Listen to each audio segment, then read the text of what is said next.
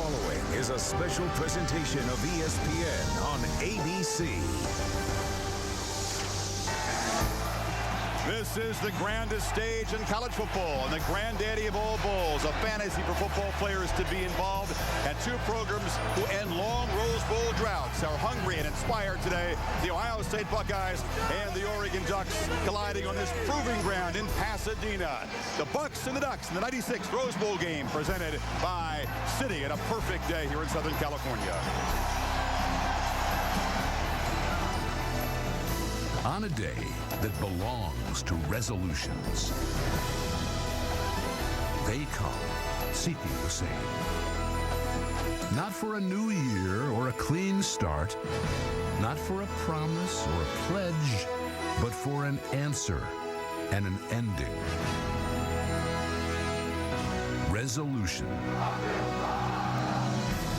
This game is rooted in its meaning and shaped by its sense. In tenacity and toughness, in determination and decision, in value and worth.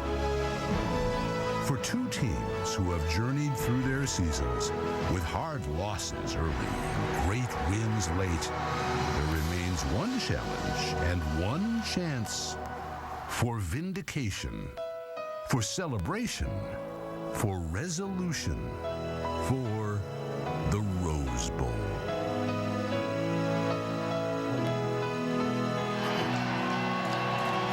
Welcome inside the Rose Bowl for the countdown to kickoff of the 96th edition of this great classic. There's fresh blood in this game. The Ducks have dethroned USC in the Pac-10, and the Buckeyes finally a chance to play in this Rose Bowl for the first time in more than a decade. Chris Fowler, Lee Corso, Jesse Palmer, Desmond Howard, who is part of 3 Michigan teams to play in this great place.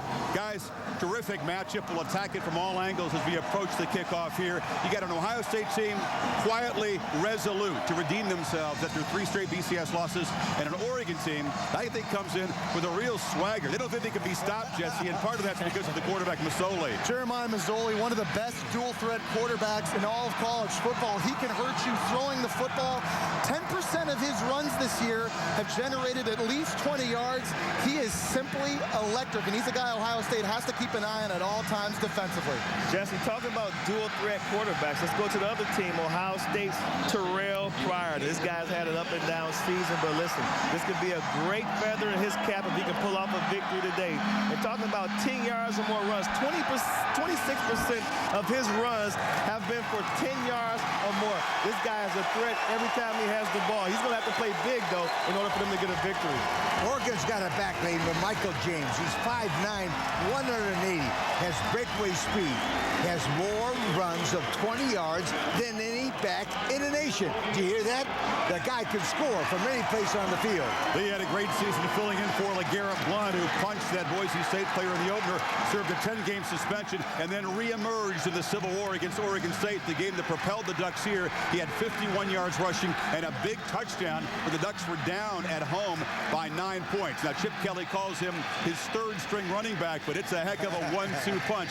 The Buckeyes also have some good backs. They found a formula for success in the last 5 games of the year. They took the football out of Terelle Pryor's hands, and they started running the football. In fact, in the last 5 games of the year, they ran for at least 228 yards in each of those contests. This guy right here, Brandon Sane, the biggest reason why, 8.1 yards per carry in his last 2 games. He's physical. He's going to try to wear this Oregon defense down. I like Ohio State's defense, especially the ends. This guy right here, Thaddeus Gibson, about 6'3", 240. He's a very disruptive force, rushes the passer very well, even runs down plays from behind sometimes.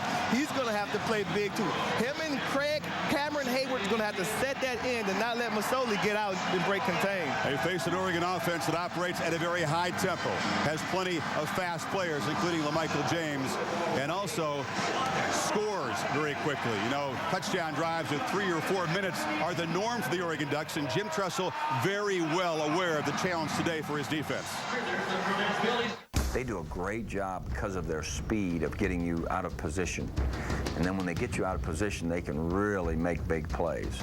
Coach Tressel's a 3-syllable guy. I'm a 1-syllable guy. We're fast. Here he goes.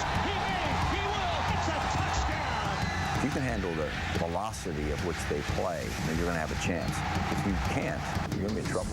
Velocity is a good term. You know, we may steal it. We may use that next year. Our basis of everything we want to do offensively is how fast we play. I don't think we faced a spread team that has so many playmakers as they do. And, you know, their QB makes it go. The speed of our players, you know, out there in open space against theirs, you know, I think those are the matchups we're looking for. It's going to be a challenge for us, and you'll hear it all over the country saying how good they are and they can't be stopped. We really just been hitting on all cylinders for each other. You really don't think about it at all anymore. Just go. That's a speedy, high-reward offense for Oregon. Also high risk. They've lost 15 fumbles. They have a lot of negative plays. They're the number 6 rushing team in the country, but you can see Ohio State top 5 in yards per game, points per game, and rushing yards per game allowed. Terrific matchup when the Ducks have the ball. Upstairs now to the booth, the man who called the Rose Bowl, Ren Musburger. Chris, thank you very much. A beautiful day for this Rose Bowl, matching two very high-spirited teams here at Kirkherb Street just a short time ago before they went back to the locker rooms. Verbal square-off at midfield. These teams have been hearing about one another for quite some time, so you can imagine the emotions finally to be in this environment to want to take on each other, and you can see the emotions spilling over there. Great offense against wonderful defense. The Ducks are going to score some points, my friend. The Ducks are going to score some points. It's a matter of Ohio State and just trying to slow them down. And anytime you have an offense that has the ability to run and throw, it really puts the defense at a disadvantage. And Jeremiah Masoli right now comes into this game, probably has as much confidence as any quarterback in college football. He's got great understanding of the scheme. He's got an amazing speed to make you pay for it if you spend too much time on LaMichael James. He's got the power to run over safeties that come up and run support, and he's the X factor. He can create, and as I said, is playing with as much as confidence as you're going to want to see from a quarterback. Now, as you see, this will be the best defense that Oregon has gone up against this year. How will that affect them? Will they get to third and long situations? Will Ohio State's athletic secondary and linebacking core be able to make plays in space? Everybody wants to see that because of the Florida, the LSU game, and so on. So Ohio State's got to step up defensively. Chris, something's got to give. The Ducks average 37 a game. The Bucks give up only 12. We shall see. Should be great, Brent. Jim Tressel, of course, a BCS title on his resume. Chip Kelly at 46, just a few years removed from being an assistant coach at New Hampshire. This stage a little bigger. We'll hear from the Senator coming up. Well, the only Rose Bowl meeting between these two schools came in 1958. Buckeyes opened the game in convincing fashion, a 79-yard drive, a 1-yard run by quarterback Frank Primless. Jim Shanley's 5-yard run capped an 80-yard march in 10 plays. The Ducks tied it at 7, and then Don Southern, the 24-yard field goal, and the Buckeyes win it 10-7. Ohio State's road to this Rose Bowl began with a deflating loss at home to USC. Terelle Pryor made some mistakes, and true freshman Matt Barkley drove SC down the field 86 yards just over a minute to go. Another big game loss for Ohio State, but they would bounce right back. Responded by winning the next 4 games, including the first 3 Big Ten games, so they get early lead in the standings. The defense allowing 27 points over those 2 games. Back-to-back shutouts, they roll to a 5-1 record. Things look to be on course. But then another surprising loss, a stunner in fact. They lose in West Lafayette. Buckeyes had 5 turnovers, 2 picks, 2 fumbles by Terelle Pryor. That was a head-scratcher for Ohio State fans. But then the Buckeyes would again bounce back, keeping the Rose Bowl title hopes alive by winning the next 3 games, including a dominant 24-7 win over Penn State and Happy Valley. Buckeyes defense did the damage, holding Penn State to just 201 total yards. And then it all came down to the showdown with Iowa at home. Hawkeyes shorthanded. Most figure Ohio State would roll, but this one would be a tough, hard-fought game. They jumped out to a 2-touchdown lead. The Hawkeyes bounced back, and then Devin Barkley's field goal in overtime gave Ohio State the 5th straight Big Ten title and a berth back here in the Rose Bowl. The first visit here as a head coach for Jim Tressel, who leads the Salters. Okay, thank you, guys. Jim, in order for your offense to do well, Terelle Pryor has to play well. What have you told your quarterback about what he needs to do to manage this game? Well, you know, that's the case with everyone's offense. Their quarterback better be good. And, you know, the first thing they have to do is get us in good plays, make good decisions, you know, take good care of the football. But if you're going to be successful, your quarterback's got to make plays. And so there's that fine line between anticipation and making sure we're safe. But sometimes you just got to go let it happen. In the big picture, what would an Ohio State win mean for the Big Ten, which has not won in this Rose Bowl in the last decade? Well, we feel like we're representing the Big Ten for sure. And every team that's playing in any bowl feels the same way. But this is the granddaddy of them all. And, you know, we've got to do our best. All right, thanks a lot. And good luck to you today, Coach. Guys, back to you. I think a win would mean a lot for the Big Ten, but a loss would mean a lot, would do a lot of damage for the Big Ten reputation as well. How do you see the Buckeyes performing today? Well, I see the defense having to step up big. In order for the Buckeyes to have a chance, that defense is going to have to play lights out. I mean, when you talk about a guy like Jeremiah Masoli, a dual-threat quarterback, they haven't seen a quarterback with his capability in the Big Ten all year long. So I think that's going to be huge. Then LaMichael James coming, he can get on the outside, and he's a terror out in space, but he runs tough in between the tackles, too. And then, Jesse, you got LeGarrette Blount. This guy's just like a grown man running over guys, linebackers, safeties, and he has fresh legs because he only played one game this season outside the Boise State game. He brings that physicality to this Oregon running attack all of a sudden. But I'm actually looking at Terelle Pryor as the X factor for this Ohio State offense. We mentioned they found a formula to win games in the last 5 contests of the season with good defense and running the football. Terelle Pryor only attempted 17 passes in his last 3 games. You know that defensive coordinator for Oregon, Nick Aliotti, is going to load the box, try to take Brandon Sane, Boom Herron out of this game. Terelle Pryor, coach, has to make 3 or 4 big plays in the passing game just so that there's balance and it gives them a chance. Exactly. And Ohio State's key point is they've got to keep Oregon State's offense on the sideline. Just run the ball, smack them, hit them in the nose. Powerful football, Ohio State style, and they can win the ball game. Only one defensive lineman on the Oregon Ducks is bigger than 270 pounds, but they will, again, load the box. Meanwhile, for the Oregon Ducks, in Chip Kelly's first season, it was an adventurous journey here to Pasadena, which began with a misadventure on the Blue Rug at Boise. How about this, your first game as a head coach? Your offense is smothered by Boise State. It's an embarrassing loss, punctuated by an even more embarrassing punch by Blount, this Boise State player. He had to deal with the crisis. He had to bring the team together. But Kelly was able to do that, and they rebounded with 7 consecutive wins, including a pasting of USC at Autzen Stadium, 613 total yards against the once mighty Trojan defense. Now, the perfect Pac-10 season would end with a loss at Stanford. They couldn't sustain this level of play or this emotion against the Cardinal, and Stanford worked over the Oregon defense for 570 total yards. It was a big day for Toby Garrett. Then control of the Pac-10 race really came down to Oregon's showdown in Tucson against Arizona. They needed an epic drive at the end of the game, marching down the field, finally scoring in the final seconds to force overtime, and then finally prevailing in double overtime. Masoli again making all the plays necessary, and that set up the Civil War.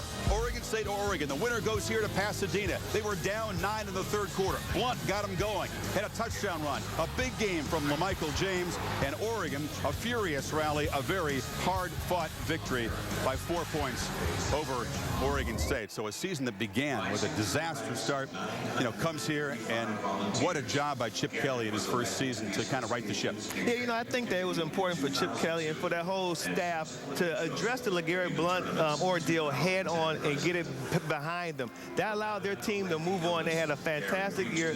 They just really manhandled USC, and they started to build momentum. They lost to Stanford, but they knew who they were. They had their identity, and that's why they're here in this game today, Jesse. And Chip Kelly has a great quarterback in Jeremiah Masoli, but he's a very excitable player that gets very pumped up early in big games, sometimes too pumped up. And Chris, we saw him early in the Civil War this year against Oregon State, excited, throwing those high, hard laser balls, some that led to interceptions. That's bad news early against Ohio State. They have 23 interceptions on the season, 2nd most in the country. Jeremiah Masoli has to play within himself, and like head coach Chip Kelly always tells him, let the game come to you. That is critical. This is the biggest game he's ever played in his life. Settle down, just let the game come. He'll settle down. He's a good player. But one thing about Oregon, Oregon. They are quick strike. They'll strike for every and they score from any place on the field. They are very quick. Speed is a secret to Oregon's football team. I think the avoidance of turnovers is huge. Masoli carries that football like a loaf of bread out there. Defenders at Ohio State know that. But Chip Kelly said he's had a great week of practice, Jesse. Very calm. Can he stay calm when the flag drops out here? We'll see. Run the football. Let those great running backs help you out. That's the best friend for a quarterback. Yeah, one of the storylines on New Year's Day 2010, the final football game for Bobby Bowden at Florida State, and he picks up win number 389 in the Gator Bowl against his former employer of West Virginia. Knowles win it 33-21. It was a big day for the running back. Jermaine Thomas ran for 121 yards and a couple of touchdowns. They had to come from behind, but congratulations to Coach Bowden, who caps a glorious career with a 12-point win in the Gator Bowl. More as we count down to the kickoff of the Rose Bowl right after this.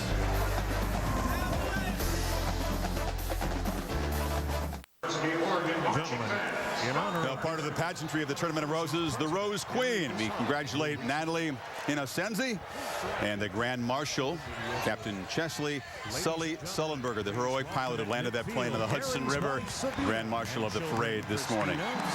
Today, the family of the late Gary DeSano, former president of the Tournament of Roses, is here to represent his legacy, his wife, Sabina, his 3 children, Christina, Stephanie, and Dominic. Gary was a volunteer for more than 35 years, working his way up to executive committee president. He selected the theme, A Cut Above the Rest, for the 2010 Rose Parade, which will be dedicated to him along with the Rose Bowl. All right, guys, time for predictions. Yeah, let's go. You ready? I'll go first. I got the Oregon Ducks. I mean, I think Jeremiah Masoli and LaMichael James, that offense is going to be too much for Ohio State's defense. I'm taking Oregon also. I think that Ohio State offensively is going to be too one-dimensional to keep up with a quick scoring pace of Oregon. It'll be Oregon's first Rose Bowl win since 1917. Oh, wait a minute. Somebody's got to pick Ohio State here. We're in the Ohio State section. Right in front of Ohio State. Of course, so in the headgear pick, he won his last 8 headgear picks on college football. All right.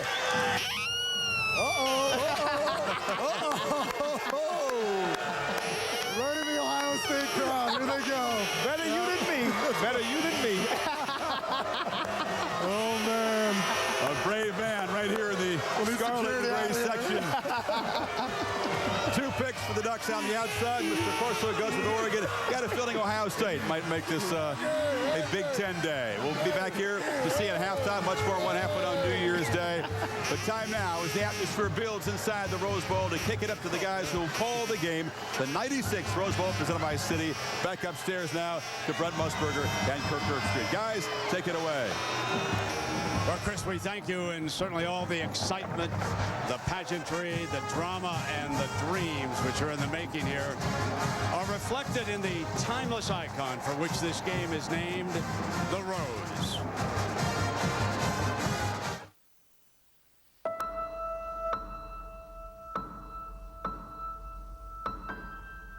Like the poet said, a rose is a rose is a rose.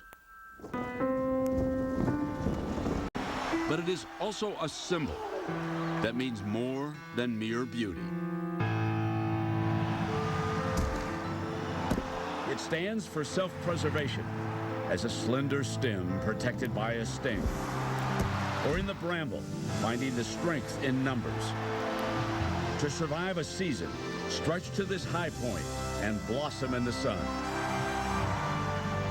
The rose represents depth. Layer after layer of new life ready to shine. And there are so many vital parts to these teams, greater than their sum, united by their purpose.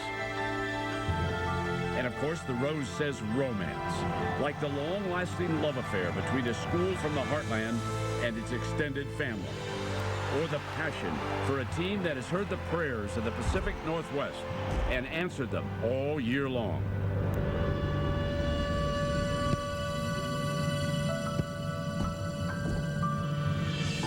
The rose stands for life, drawing blood or stirring it. It is a gift, a flower. And this is the game that shares its name.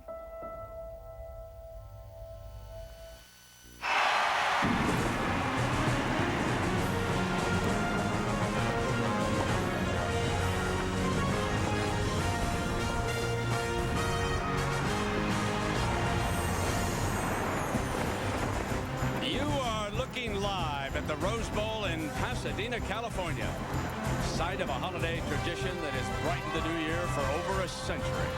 And on a beautiful Southern California afternoon, we welcome you to the Rose Bowl presented by Citi. Today, the Ohio State Buckeyes, Big Ten champions for the 5th straight year, face the Oregon Ducks, Pac-10 champions for the first time since 2001.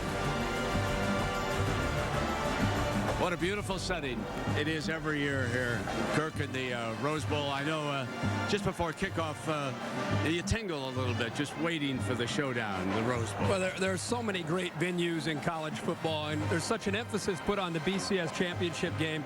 But every year, you and I are reminded, and our crew, we're reminded about what's unique about college football and the tradition, the pageantry. There's nothing like this venue, in my opinion, in all of sports. Now, when we get to football, the Oregon offense and Jeremiah Masoli, there's something. Well, we've been talking about him all day and really all season. And Jeremiah Masoli and this Oregon offense, right now, in my opinion, the most explosive offense in college football. Keep an eye on 21, LaMichael James, really where the offense gets started. His ability to get upfield and burst in such a hurry. Now, if you pay too much attention to James, that's when Masoli makes big plays with his feet.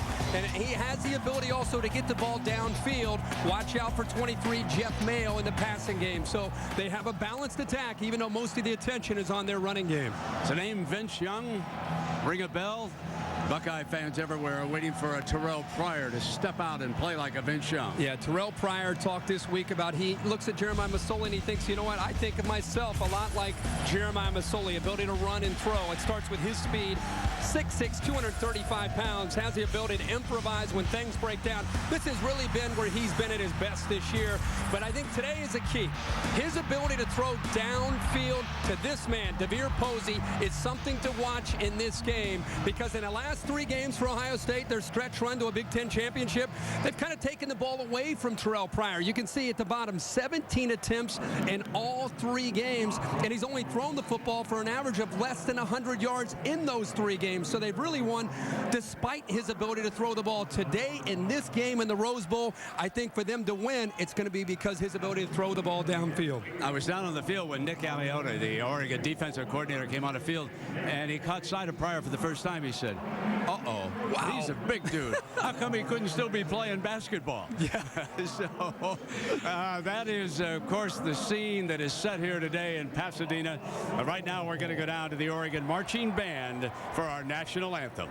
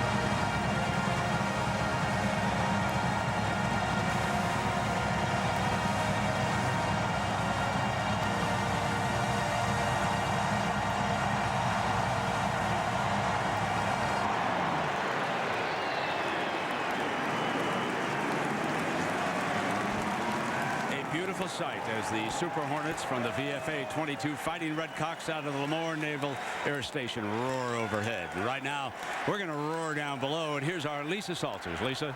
Well, Brent, earlier this week, Ohio State quarterback Terelle Pryor really kind of surprised a few people when he revealed that his left knee is a bit banged up, and he said that he's been told that he could be playing with a slight tear in the knee. Now, according to Ohio State officials, Pryor has not received any treatment on the knee, and he has practiced as usual, so it doesn't appear that it is serious, and his health shouldn't be a factor in the game this afternoon. But definitely something to keep in mind, guys, because on Wednesday, when I asked Pryor personally how the knee felt, he said, quote, "It feels weak, but I can't worry about it. I've just got to play through it." Guys? All right, Lisa, as we take a look at the journey that Oregon has traveled, and you think back to that Labor Day weekend, beaten badly by Boise State, and then the punch that reverberated around college football for months. But some huge wins as they regrouped as a team, and they came roaring down the stretch. And by the time that the Pac-10 campaign was over, they had won the championship. They beat Oregon State in one of the great Civil War matchups in Eugene. And you can see the yellow and green, the familiar colors of the Ducks who have come down here in droves from the Northwest. And we pan across to the scarlet and gray of the Buckeye fans, who likewise are here in huge numbers. One of the toughest tickets in many a year. The Rose Bowl, and now there is Chip Kelly, first-year coach, bringing the Ducks out.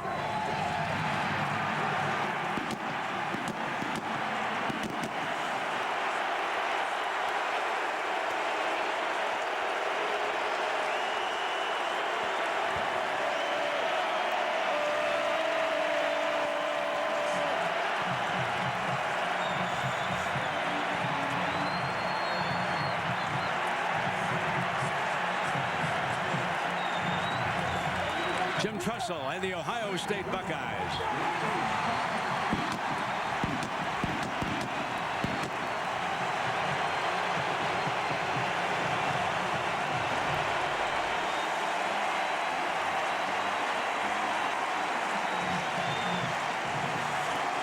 Interesting that the Buckeyes, too, struggled in the early going. USC traveled to Columbus in early September. A tough fourth quarter loss at the hands of the Trojans. Then that upset loss at Purdue, their worst performance of the year. But they, too, regrouped. And they came bounding down the stretch, winning their last 5 games and capturing another Big Ten title. And here is young Pryor out on the field. His final private thoughts before this game begins. And right now we're going to go down to our Rose Bowl referee for the Big 12 Conference, Scott Novak, for the pregame ceremonies and the coin toss.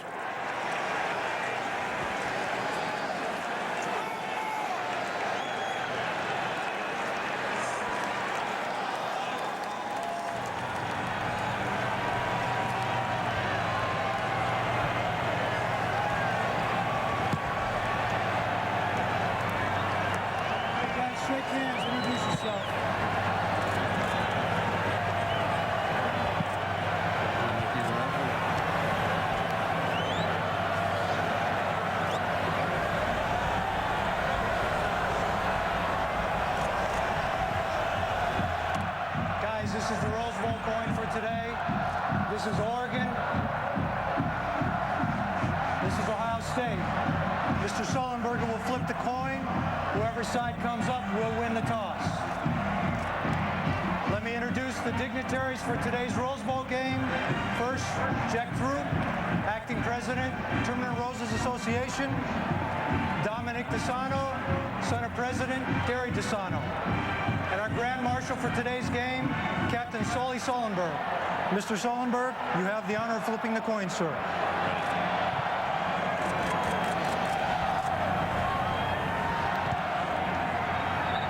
Oregon, you won the toss. It's your choice. Oregon won the toss, elected to defer, want the ball. Which way you want to kick? Okay, Ohio State, put you back there. Oregon over here. Ohio State over here. Kick that way. Start first half. Ohio State will receive. Good luck, guys.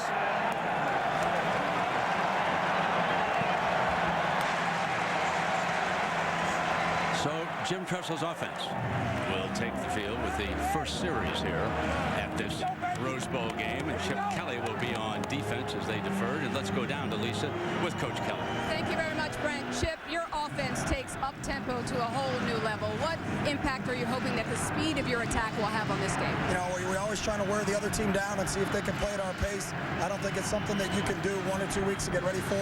You know, it's a way we play all the time. Now, you have stressed to your guys all season long to live in the moment.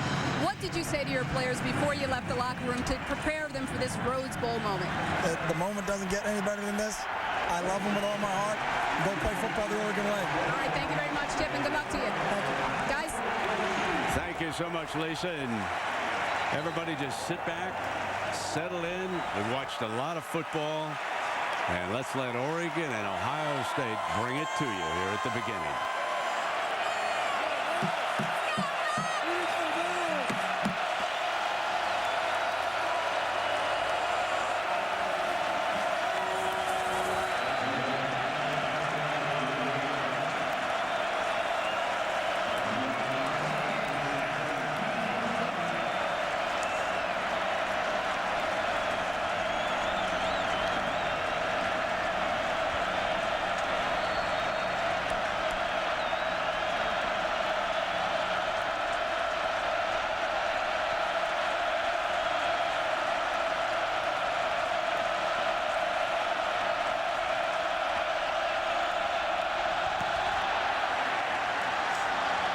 The journey begins.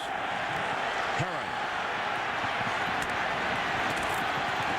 Young Pryor will take over at the 25-yard line, Herbie. And will they keep it simplified? Will they keep it reduced for him today? I don't think so. I don't think they're going to be able to afford to do that with the ability that Oregon has to score points. I think maybe early in the game to settle him down, but at the same time, in talking to Jim Tressel, he really feels that Terelle Pryor's ability to throw the ball vertically downfield will be a big part of Ohio State's plan today against this style of Oregon defense.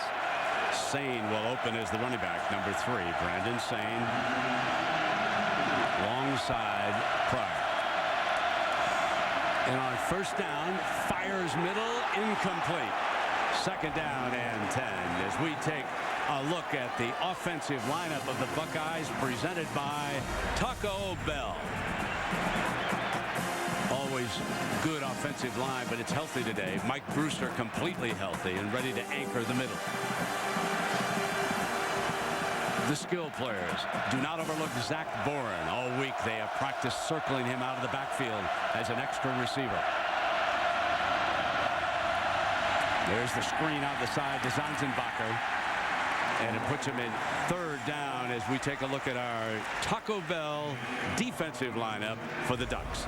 Very active, not a big defense. Tukuafu up front is an outstanding defensive end, as is Kenny Rowe.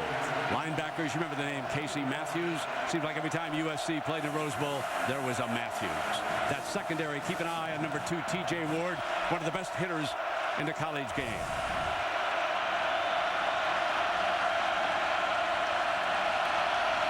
And on this third down, Pryor will take off.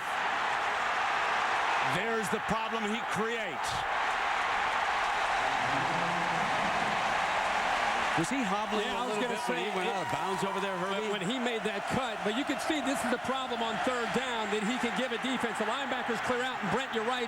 Right here, I think he's already beginning to hobble a bit, and then definitely when he steps out of bounds, there's a noticeable limp here from Pryor. The cut right there to the outside. Now, he's talked about a knee bothering him. This is the first time he's had to use his legs here early in this game. We'll keep a very close eye on his status throughout the ball game, obviously. That was a 3rd and 6, and he ran for 24. And they are throwing early and often here today. And one of the things to keep in mind as Posey probably his most dangerous wide receiver, makes his first catch. Keep in mind that they are short-handed at the wide receiver spot. Ray Small, the senior, is not here, violation of team rules. Deron Carter, who's a fine prospect, is not here because of academics, so they are short-handed there, Herbert. They are short-handed, but they have a lot of confidence in the young receivers that are now stepping up to replace the two that they've lost. Second down, throws for another first down. Very impressively as Posey makes his second catch. Terelle Pryor may be growing up right in front of us on this Rose Bowl afternoon. 5 plays and 5 straight pass plays to open the game for Jim Tressel and Terelle Pryor. The weakness of the Oregon defense is on the perimeter. The secondary, especially at corner. If you have a quarterback that can throw the football and receivers that can make plays against this attacking defense, you can attack them through the air. Torian Washington's an added receiver. There's that flanker screen to Sanzenbacher as they go and attack the edge, and it's good for 7 yards.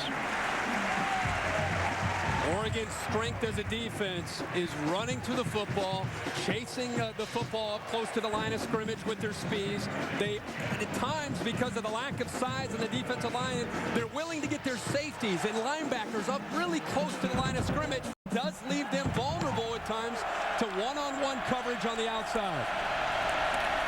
There's the handoff to Sane. Another first down. Barges across the 15-yard line. And the Bucks rolling early as Eddie Pleasant makes the stop for Oregon. This is an offensive lineman loves to see a passing game work because it tends to open up some creases in the running game. Brent, you talked about it. The offensive line is not only healthy now, but they come into this game with a great deal of confidence. In the last 5 games since the Purdue loss, they've averaged 258 yards a game on the ground.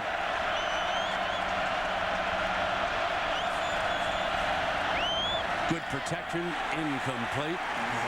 Sanzenbacher the intended target, and it'll be second down and 10. Pasinger was the defender there.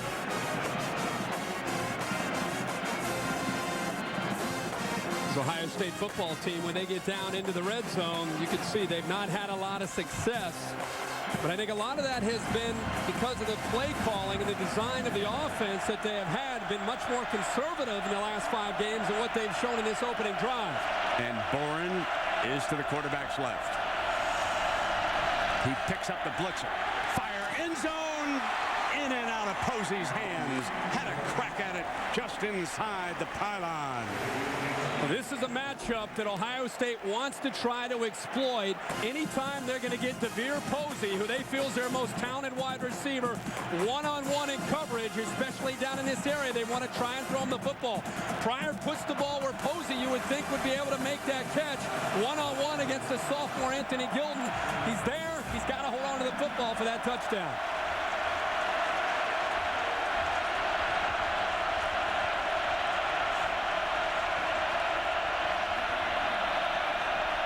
Pryor,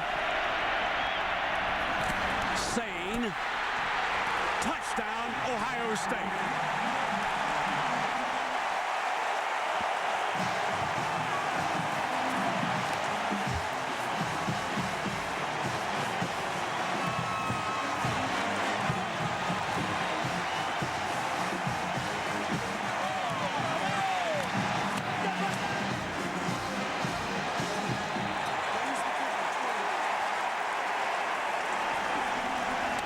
Petrie back.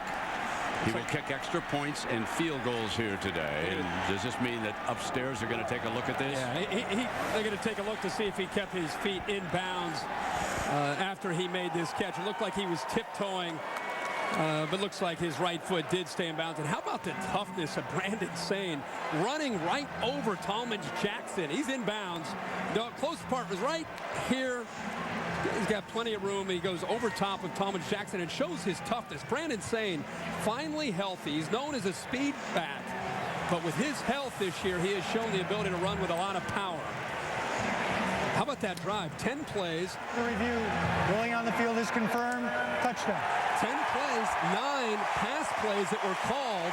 Ended up scrambling on one of them. You called it. Yeah. Take the cellophane off the young quarterback. That's exactly right. So here is Petrie back from an injury. His replacement, Devin Barkley, due to handle kickoffs here today. They were worried about his leverage in the kickoff portion of the game, but Petrie tacks on the extra point.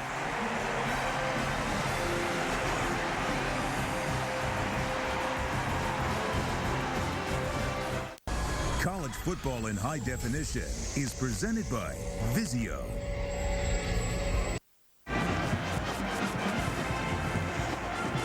Jeremiah Masoli will be out next. We'll see about that Duck offense. But keep this in mind about Kenyon Barner, number 24, who is back deep against UCLA on this same field when they were struggling. Start of the second half, he took it back 100 yards. The second half kickoff for a touchdown. They exploded for 3 touchdowns in 6 plays to take charge of the Bruins on that day. Jeremiah Masoli did not quarterback Oregon on that Saturday afternoon. He was out with a knee injury, but he'll be here today. And Barner now awaits the Barkley kickoff.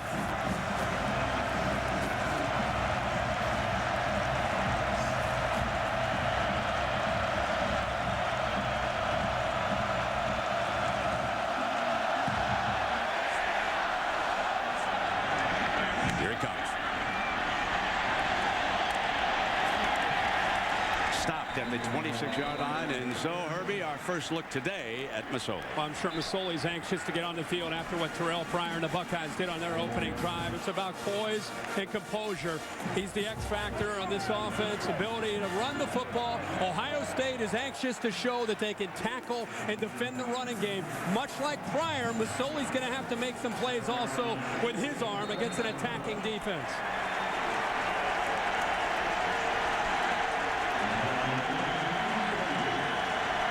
James motions out of the backfield. They go empty. And now it's Masoli's turn. Throw in underneath with blockers in front of the back for a first down. We take a look at the Taco Bell starting offensive lineup for these high-powered Oregon Ducks. Offensive line, and Jordan Holmes out of Yuba City, California. He anchors it. He's a good one. You've just seen James as a receiver. Jeff Mayo is one of those underrated wide receivers who just does the job game after game after game. And here comes Barner, who they send him in, and it is a first down for the Ducks. We take a look at the Ohio State defense, and here's the big matchup. Cameron Hayward, one of the best defensive ends in the country. The linebackers, Roll and Homan, tackling machines. In that secondary, there's Kurt Coleman, all Big Ten safety. On a first down now, off that read option, Masoli's in trouble. There is that defensive front, and Cameron Hayward, with his 6th sack of the season, rolls in on Masoli. The margin of error for this Oregon offensive line is very, very slight because of the athletic ability and size of Ohio State's defensive line. Oregon's had a lot of success in the Pac-10, but Brent, by far, this is the most talented defensive front with the depth that they have that they've faced all year. There's the read option, and James is stopped as he crosses to about the 42-yard line. And when you create negative plays as a defense against Chip Kelly's style of offense, it's such an option attack-oriented offense. You get them into third down and long, it takes them out of their comfort zone, and it allows Ohio State to get creative or get conservative depending on what they want to dial up here on third and long. Masoli, as the play breaks down, takes off, and he'll go out of bounds far side. Coleman closing in, and the Ducks are going to be forced to punt on their first series of this Rose Bowl. You've got to go back to the first down play by Hayward, which ended up disrupting the rhythm of this Oregon offense. This is an offense that thrives on 2nd and 2 and 3rd and 3. You put them in 2nd and 3rd and long, and they get into big trouble. Posey will replace Small as the return man on punts. Rice. This one could be down inside the 5. It is.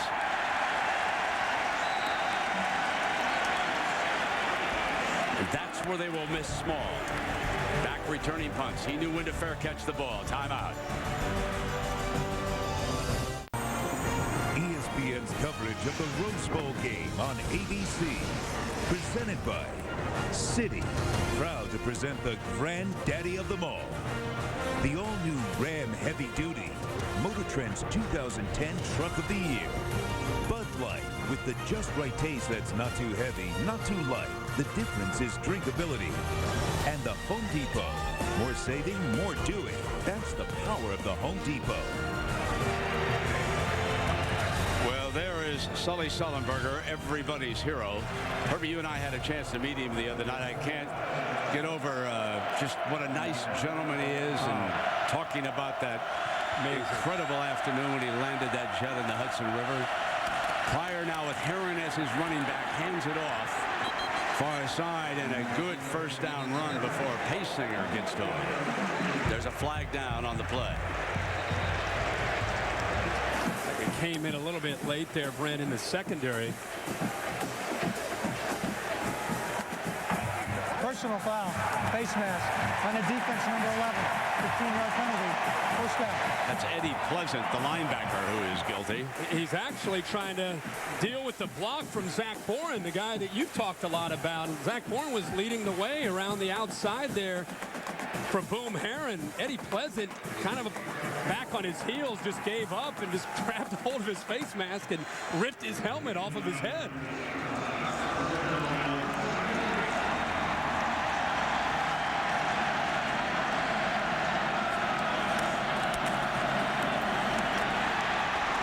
For Herron, a 9-yard burst. Right, I know we've talked a lot about Terelle Pryor, but let's take a look at the DirecTV Ultimate Picture Cam to see how this offensive line right now is really winning the battle at the line of scrimmage. Great job in the first drive with pass protection and giving Terelle Pryor time to throw. And now here starting the second drive, starting to take control and pushing Oregon back in the run game. A little bit slow on that read option on the handoff, and the Ducks jump the play. Bear and Rowe all over it. I've talked to a lot of people who have looked at Terelle Pryor, other coaches who have recruited Terelle Pryor, and you've been around the game, Brent, a long time. Have you ever seen a guy as heavily scrutinized as Terelle Pryor? I mean, he comes in his second year as a starting quarterback, 8 new starters around him, and he's trying to do the unenviable, trying to live up to such unrealistic expectations. 3rd and 3. He keeps it again this time. Got the first down. That was well done. He had the ball, and he brought it back and took off himself. He took it himself, and he got the football into his left arm. And you see the stiff arm right there. Gives you an idea of the strength that he has as he just pushes down Eddie Pleasant, the linebacker, and throws him to the ground and then gets upfield for a first down. That was rather unpleasant.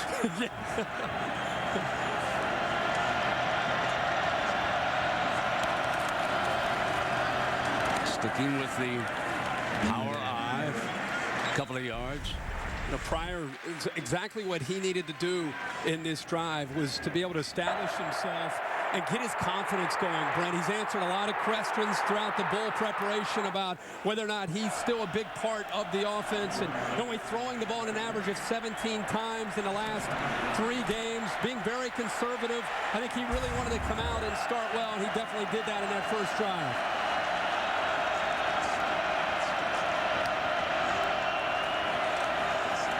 Pryor, Zanzenbacher, first down, Buckeyes. High percentage passes here for Terelle Pryor. He's in rhythm like any quarterback. He's got a chance to be able to make plays. And Oregon will leave the Ohio State receivers one-on-one because the amount of blitzing they do. They have a lot of confidence. They want to force Terelle Pryor to show that he can throw the football to win this game. Penalty flag. Herron for a couple. But the line judge on the near side threw the flag in front of the Buckeye bench. Offside. Defense, number 45. Line up in the neutral zone. 5-yard penalty. First down. Terrell Turner Guilty. Oregon has to stick to their game plan, even though Terelle Pryor right now is in a rhythm and playing with a lot of confidence.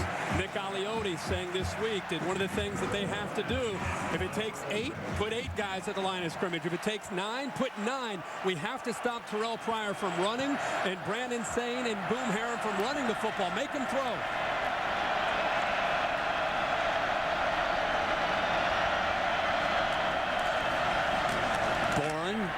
Leads the play, and nothing doing as the Ducks jump Dan Herron that time.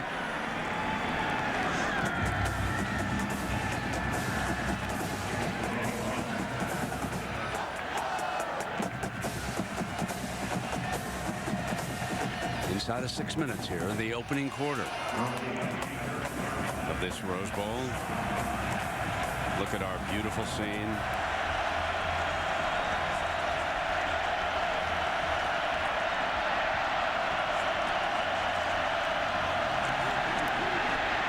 In trouble.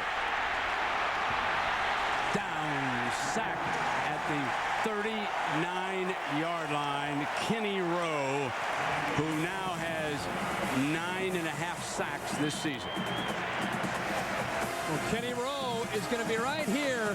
He has the ability to eventually, through patience, fight his way and not give up on it. He comes off of Jake Ballard to tie it in, and because of his effort and relentless attitude, he's eventually able to take down Terelle Pryor. If he doesn't bring him down there, Pryor ends up making a big play.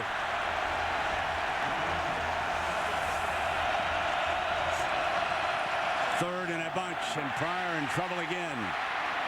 Deep middle, incomplete. Santabacher the target. And T.J. Ward with him every step of the way. Well, this is what Oregon needed to do. The big stop and the big sack on second down by Kenny Rowe. Looks like Kenny Rowe has his way again, this time with Jim Cordell never giving up on the play and almost comes up with another sack. But enough here just to make Pryor throw it before he wants to. And the Ducks force the Buckeyes to punt.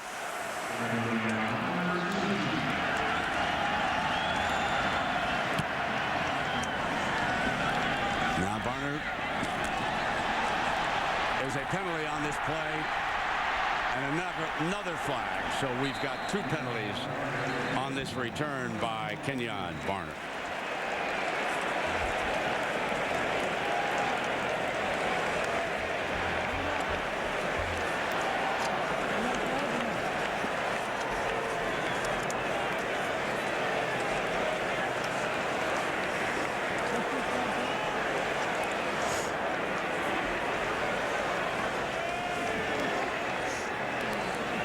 One's for sure on Crenshaw, number 22, who's trying to deal with Kurt Coleman.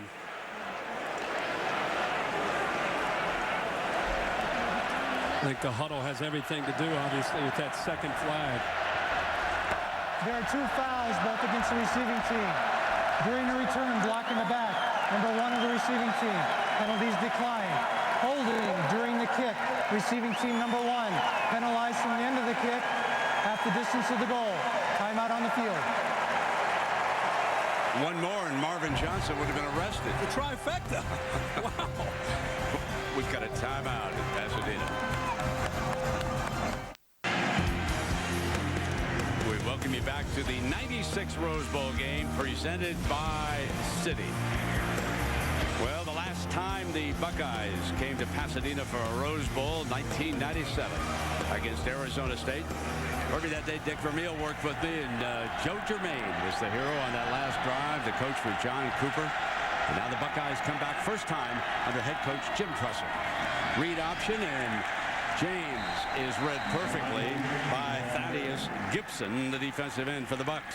This defensive line, that was the matchup. You had talked about that at the beginning. How would Oregon handle the talent of this defensive line, this size? Because it's not just one guy. You know, when Oregon played Oregon State in the Civil War, it was a very talented defensive lineman they tried to contain. This is across the board, 4 guys that you have to try to account for on every single snap. Masoli keeping it all the way and nothing doing as this Buckeye defense keeping number 8 bottled up. Hayward and Torrance credited with that stop. Well, Hayward is having a great game. How many times in the big games for Ohio State late in the year have you seen 97 making plays, fighting through both ran? Also, Ohio State brought the corner blitz that time from Devon Torrance on the boundary, just trying to help and run support. Great call that time by Jim Haycock and Luke Fickell. 3rd and long again. From his own end zone. Should have been intercepted. Anderson Russell, who had 2 big interceptions against Iowa, had a interception and it got away from him. I think it surprised Anderson Russell that the ball got through the hands of Ed Dixon and then it snuck up on him. If he ends up catching that football, he's got a shot there to maybe take it into the end zone. But Ed Dixon, the ball a little bit, maybe a little bit more, had a little bit more heat than maybe he anticipated, went right through his hands. Now Jackson Rice, the freshman, deep in his own end zone. He's had 1 block, gets this one out cleanly. And Posey this time signals for the fair catch at midfield. Terelle Pryor and the Bucks with an early lead have a short field to work with when we come back.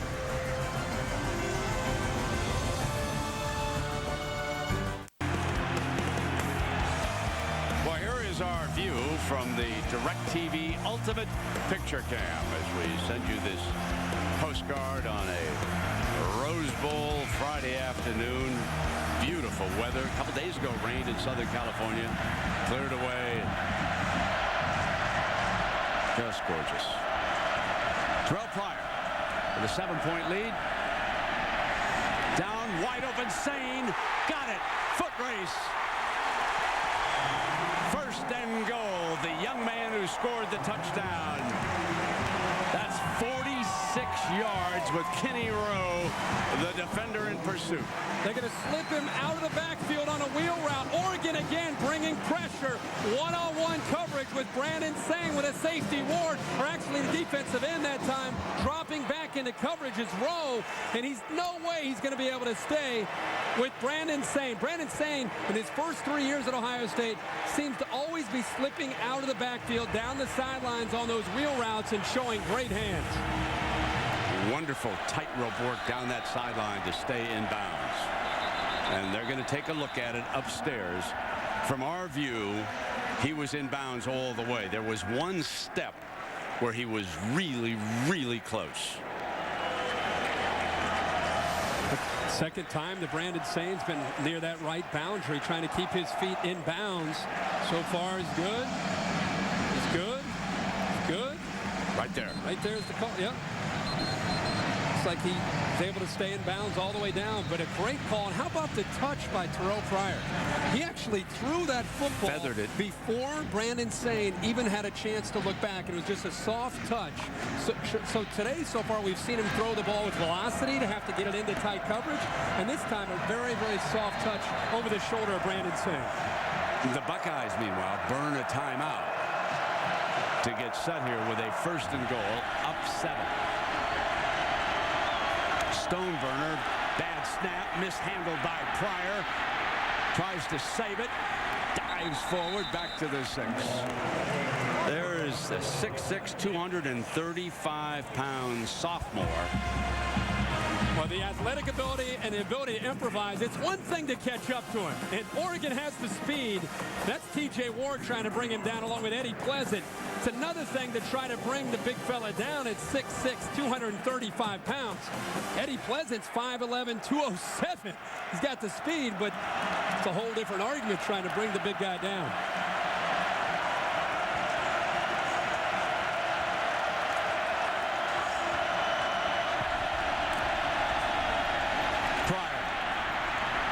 To the 4. T.J. Ward with the stop.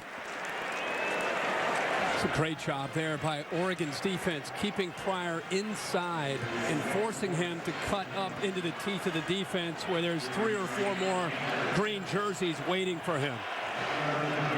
You lose contain with Terelle Pryor, and he can get to the corner and into the end zone in a hurry. They're going to spread the field a little bit. 3 wide. Posey, Sanzenbacher, and Washington checks in.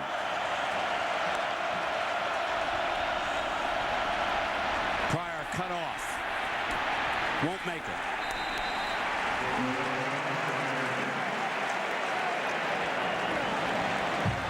First time we've had a chance to see Casey Matthews. That time, really nice job of getting away from the blocks and then finally getting upfield there to be able to push Terelle Pryor down to hit big hit.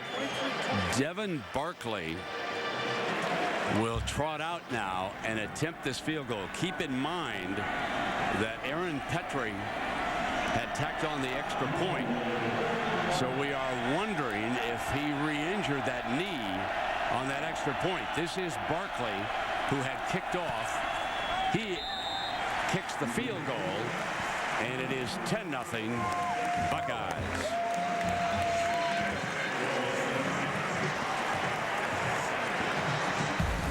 It is number 1 versus number 2 on ABC, and remember, it is next Thursday night at 8 Eastern. That's January 7th for the City BCS National Championship. And of course, Mark Ingram, recently the winner of the Heisman Trophy, and Colt McCoy, the Longhorn quarterback. We certainly look forward to that match. There can be no dispute about those two fine teams playing for the national championship this year. Oh, I'm sorry.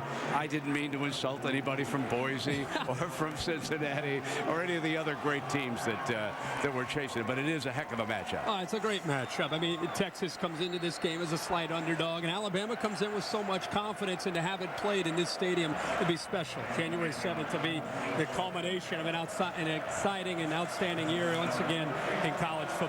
Why didn't you kick me when I failed to mention TCU? Oh, I was like, TCU could have a little bit of an argument. Barkley bobbled at the 13, and then Barner picks it up and returns it to the 42-yard line.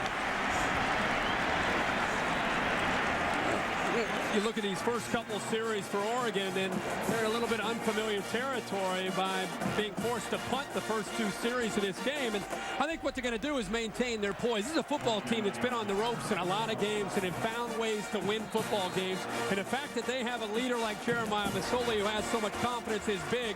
But I think you're going to start to see Masoli trying to get the quick passing game going and trying to challenge Ohio State more on the perimeter here, and maybe that can get the running game opened up. Starts with an end to run, and Barner on the edge comes up big. One way to defeat that big, swift defensive line, get over on the edge and make something happen. Yeah, either you get the ball out quick with a pass or you do it on a reverse here, and Barner has the same kind of explosiveness that LaMichael James has. If he gets to the corner, again, he can get downfield in a hurry.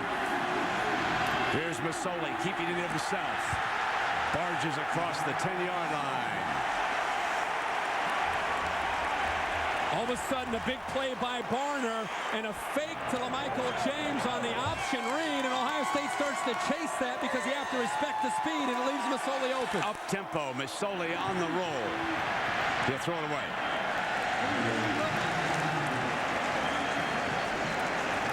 So we have come to the end of the first quarter, which until just the very end has been dominated by Ohio State. But Barner's 37-yard run turned things in Oregon's favor. And this presentation of the Rose Bowl game presented by Citi returns after this message and a word from our ABC station.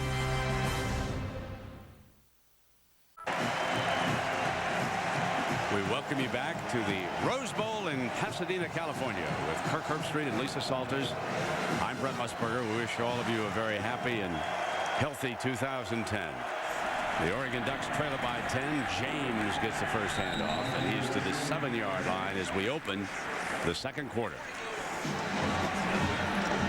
Right near the top of the hour, and the Buckeyes scored on their first drive and later added a field goal, Herbie. You see Barner going in motion. Now, just the fact that he's going in motion and running a 4.440 in motion is catching the attention of the Ohio State safeties and linebackers, and it's a slight adjustment here for Oregon in the first half. On third down, Masoli will throw for it. The end zone, incomplete.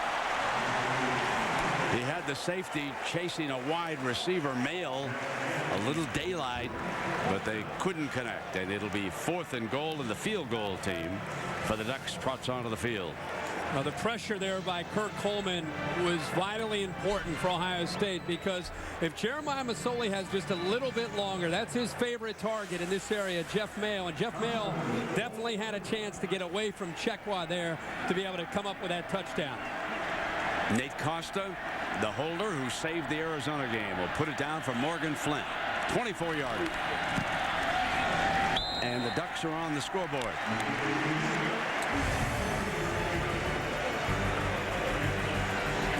.3, Ohio State leads.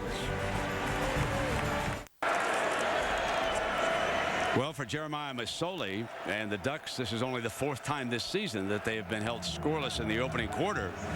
And you might find this hard to believe, but the Buckeyes have 140 total yards to the Ducks 56. And remember, 37 of those 56 came on one play.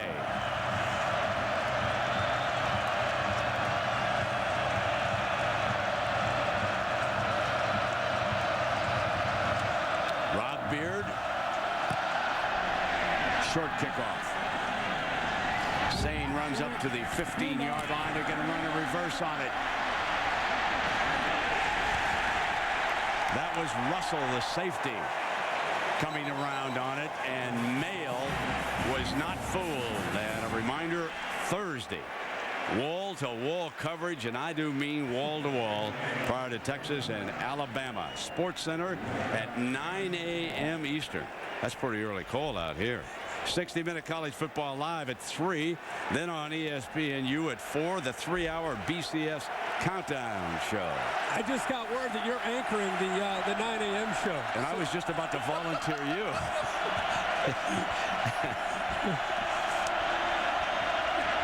Sad part is I know you will. 1st and 10. Pryor going to keep it all the way to the 17, but it doesn't develop quickly enough, and Boyette is there, Herbie. Against this plays into the strength of this Oregon defense, the speed. You cannot allow this option attack to develop slowly and stretch the play out. If you're Terelle Pryor, make a decision right now and just cut it upfield for a couple yards.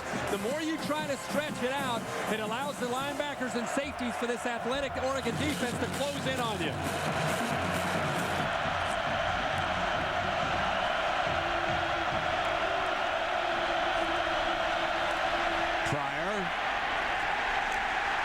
No more than a yard. Ferris brings him down.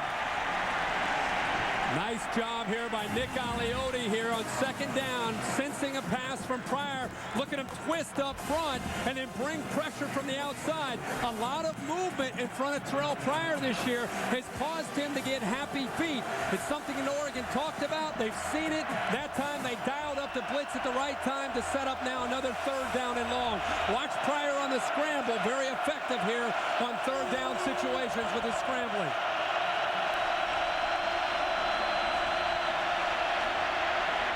Nothing doing. They were ready. They had the pocket surrounded. Paysinger and Matthews. Now, Oregon has 2 guys. They're thinking the same thing that we're thinking up here, Brad. Watch as Pryor wants to step up. He's got 2 guys sitting right there. Defensive tackle Brandon Bear had dropped back almost like a linebacker. There's a linebacker also off to the other side waiting for him. Nowhere for Terelle Pryor to go. Great job the last 2 plays there by Nick Aliotti and it's Ducks defense. Toma hunting for the Bucks. Barner at the 42-yard line. Gets an edge.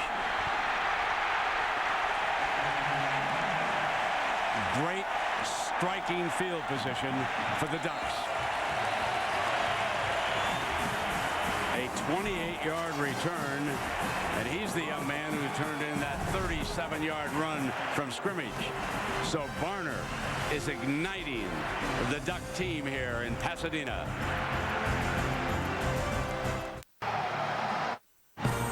ESPN's coverage of the Rose Bowl game on ABC, presented by Citi, proud to present the granddaddy of them all, DirecTV.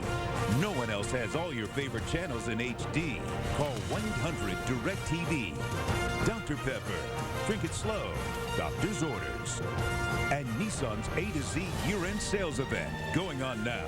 Get to a Nissan dealer today. They're still kids at heart, and they love that trip every year to Disneyland, nearby Anaheim. Here we are in Pasadena for the Rose Bowl, Oregon and Ohio State. James, who's been bottled up, slips by to the outside, and that's his most effective run of the game. I want to mention again, after struggling in their first couple series, the adjustment is becoming pretty obvious for Chip Kelly. And a lot of times he'll tell you, it takes me 2 or 3 series to, as much film study as I do, to get a feel for what this defense might be doing, because everybody does something different. They're trying to get the ball out now on the edge with reverses and speed with LaMichael James. Here's Masoli. Going to throw it away. Well, let's take a look, Herbie, at our city inside view. Now, this is a zone read. You can see the mesh point there, and you can see the eyes of Masoli. He's not looking at the back. He's looking at Thaddeus Gibson for his read. Gibson takes the running back, so he keeps the football and goes right over top of Anderson Russell. That is not predetermined. That's an option read, and based on what Gibson does, dictates what the quarterback Masoli does with the ball. 3rd and 7.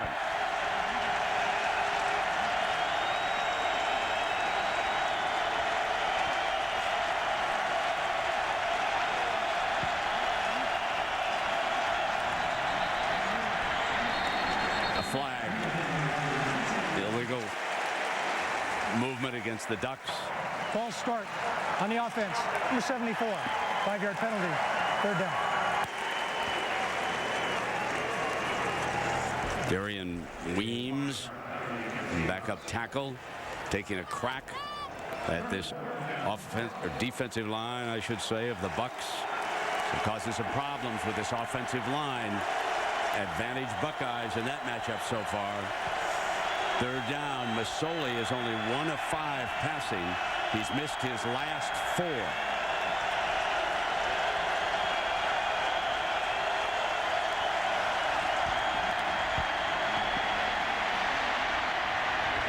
Completes it to James, but not much doing.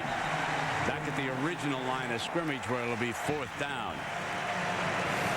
Ohio State disguising coverage, making it look like they're going to blitz and then dropping back. I think they caught Jeremiah Masoli off guard. Brian Rowe and Ross Holman both dropped back in coverage. He wanted to dump the ball underneath, had nowhere to go but to eventually dump it down to James, and there's Holman athletically in space making a play.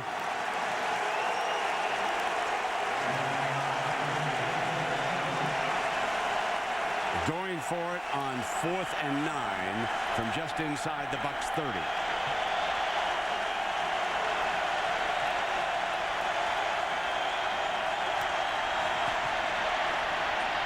Masoli got it right at the 20, very close to the 1st down marker. Jeff Mail, the reliable one.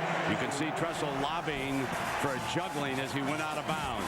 Jeff Mail, Brent, you and I concur, one of the most talented receivers that probably most people outside of the Pac-10 have never heard of. He's a guy that just... And they gave him a 1st down, and before they could even take another look at it upstairs, they quickly moved to James. Now, that was just a wise move on the Ducks' part, so that they were not looking at this to see if he perhaps was juggling. Clearly, the toes are in bounds. He looked like the legendary Raymond Berry working the sideline with that reception. There's no question about the feet. But you saw what Tressel wanted looked at, and the Ducks said, I don't think so. Back they came. Here's James. And now James seems to be finding his stride. As you take a look at what he's accomplished this year, LaMichael James averaging now 6.9 yards a carry. He has 1,476 yards on the season, Herbert. And once you start to get your head on a swivel as a defense and you're looking to the outside, that's when they start to go back to the inside. They're constantly battling and attacking in different ways. That's Barner. Not this time. Second down and goal. He's hit by Brian Roll. Brent, imagine trying to be a linebacker or a safety, and you're trying to find a way to find out where the football is. You've got a short quarterback. You've got short tailbacks. They're all running to the left and to the right. He's faking to the left. He's faking to the right. Here comes LeGarrette Blount. First time we've seen him in this game. Number 9. The big back. Powering. Reaching for the end zone. And marked at the 1 by the line judge. Third down and goal. And the reason, of course, Orby, a lot of people say, why did they make such a big thing out of this? This is the young man who was suspended following the Boise State game when he threw that punch and decked a Boise State player. Brent, I think this might be a touchdown. Does his body ever touch the ground? I mean, he's landing on top of Kurt Coleman. He runs right over top of him. Does his knee ever touch, or is he landing on Ohio State defenders as he stretches the ball across to try to get it into the end zone? Coleman has the courage to step in front of LeGarrette Blount, but Blount looks like he extends the football across the plane there before his knee touched. So the replay official upstairs from the Big 12 Conference is taking a look at it. I think he's just on top of both Coleman and Ross Holman there.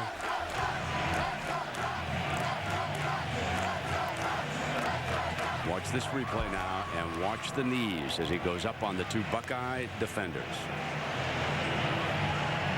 Does not appear to touch the ground.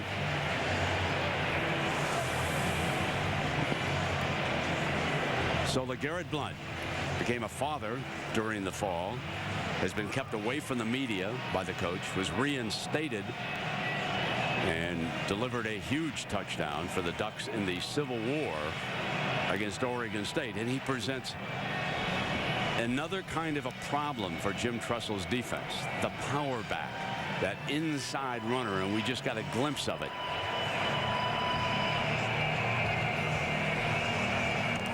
You know, you talk about LeGarrette Blount.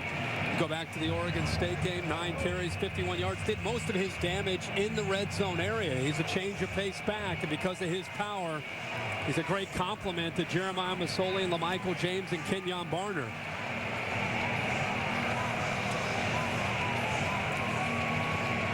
But going back to the strategy, Chip Kelly attacking with the reverse, attacking with the handoff to James, and such great speed.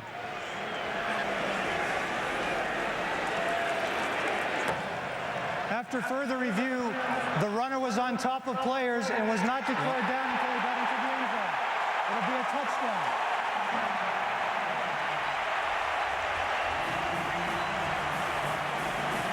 To say it bluntly, he's a load.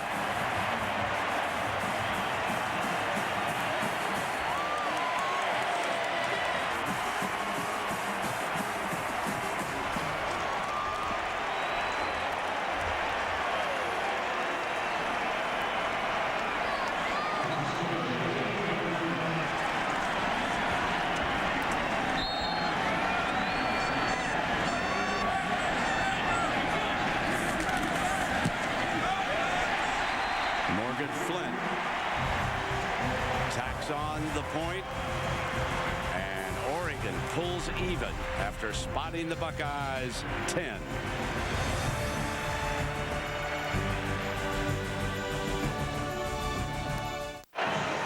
Gerard Phelan, I will never forget that you were the receiver who caught that ball, and those two teams combined for 92 points that day in the 80s down in the Orange Bowl, and it is remarkable how the legend of Hale Flutie lives on and on. Well, we are even here. Mr. Herb Street at 10. Brand new deck of cards has been broken out. And the Buckeyes say deal. Same. LeGarrette Blount got us even. Let's go down for more from Lisa. Well, Brandon, very happy LeGarrette Blount over here on the Oregon sideline. Remember that Chip Kelly originally suspended one for the entire season after that punch. And we asked Chip Kelly about that, and he said, number one, I did that because there is no manual on how to handle a situation like that. And he said, number two, I didn't want to suspend him indefinitely because I wanted to make sure that he was doing everything the right way, coming to practice, staying in school, going to class, not for some promise that he would be back on the team, but because that's the kind of guy he is, and that's what we wanted him to do. Lisa, thank you. As Terelle Pryor and the Buckeyes take over on their own 20. Pryor complete to the 24-yard line. Heron, the most successful drive for Jim Tressel, Herbie, obviously was the first one of this game. And in 10 plays, 74-yard touchdown drive, they called 9 pass plays. 8 of them, Terelle Pryor ended up throwing. He was 5 of 8 on that opening drive. Wouldn't be surprised to see Terelle Pryor at Ohio State try to open things back up. And that is Heron being jumped. And so Nick Aliotti, who has been the defensive coordinator at Oregon for 18 years, is up there with the sunglasses on, looking down, made some adjustments, Herbie, with that defense, and he's been able to shut them down ever since that opening drive. Yeah, the big thing that he wants to do, he wants to continue to force Pryor to prove that he can throw the football. And because they're a bit undersized up front, they're attacking the line of scrimmage with the safeties and putting 8, sometimes 9, to try to slow down the Ohio State running game. Heron, first down, Ohio State.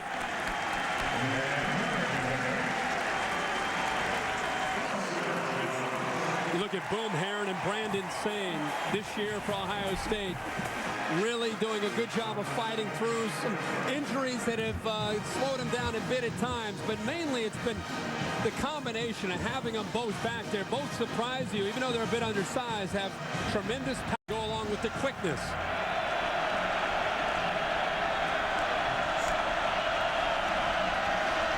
Pryor,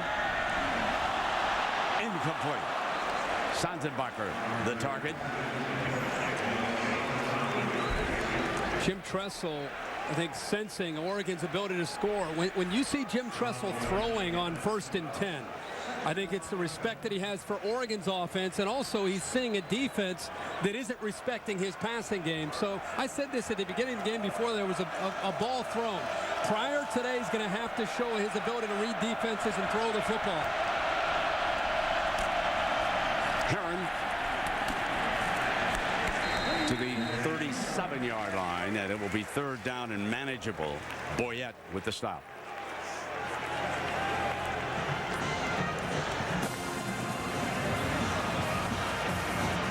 At that point of the football game where momentum becomes such a big part of it. Ohio State had it early, and the Ducks scoring 10 unanswered points there in the second quarter obviously have it right now. It's a big 3rd down because of that.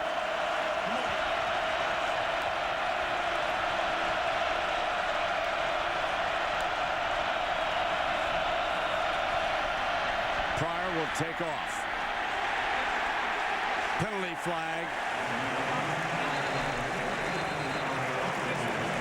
The umpire threw one a little bit late.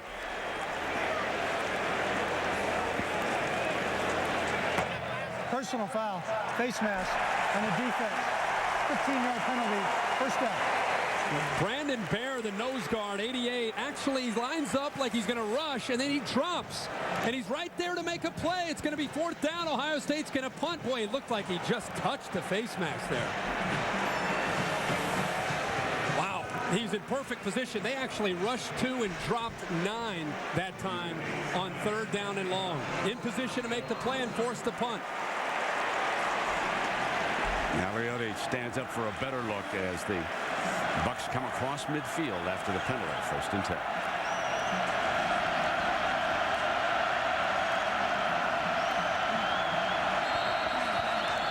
Before the snap, there was movement. False start on the offense. Number 76, 5-yard penalty, 1st down. Shugarts, the right tackle.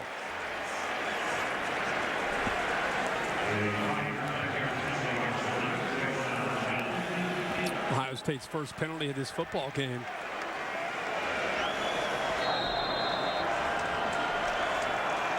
When Pryor has his receivers in one-on-one coverage, especially Sazonbacher off to his right in the slot, and Posey, he's got to hit him. Pryor. Posey. Back to the original line of scrimmage there on the just across midfield. You know, one of the things, Brent, that Terelle Pryor has to, I think, going to have to be able to do today is come off of his primary receiver. I think Oregon saw a lot of film in their preparation for this bowl game, that if you can take away Terelle Pryor's primary receiver, he has a tendency to get happy feet and starts to panic a bit, and that's what they're trying to do to try to create some pressure.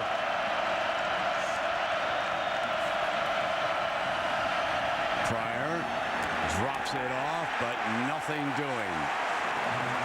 Heron eaten up on the play by Michael Clay. Michael Clay waited and waited to be able to make this play. It's too easy for Clay to read this. It was slow developing. It was a little bit of just kind of like a shot put of a screen pass where he got it over the defensive line, but because he floated it up in the air, Clay had all day to come in and take down Boom Heron. That was poor execution that time on a screen on 2nd down and long.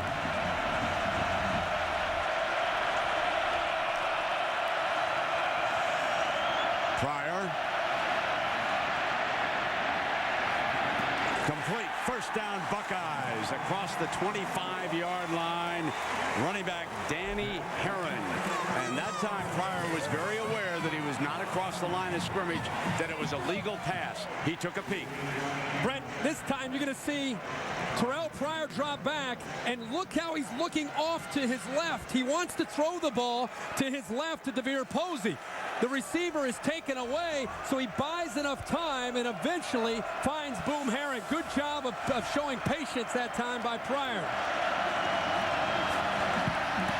Posey to the 25-yard line, and it will be 2nd and short after the 9-yard gain. Well, Posey's the big play threat in the Ohio State receiving corps. Because of his size, he's a great target at 6'3", about 205 pounds, but he's sneaky and deceptive, and eventually he's going to try to get behind this man-to-man coverage, and Pryor loves to throw it to him downfield. Sane. First down, Ohio State.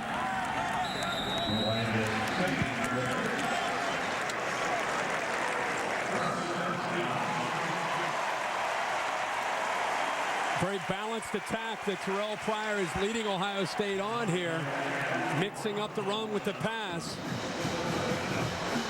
and not necessarily getting the best pass protection here, but when he's had his chances to be able to step in and make a throw, boy, he has shown the ability to be accurate today. Pryor is 12 of 17. Penalty flag thrown on both sides of the line of scrimmage.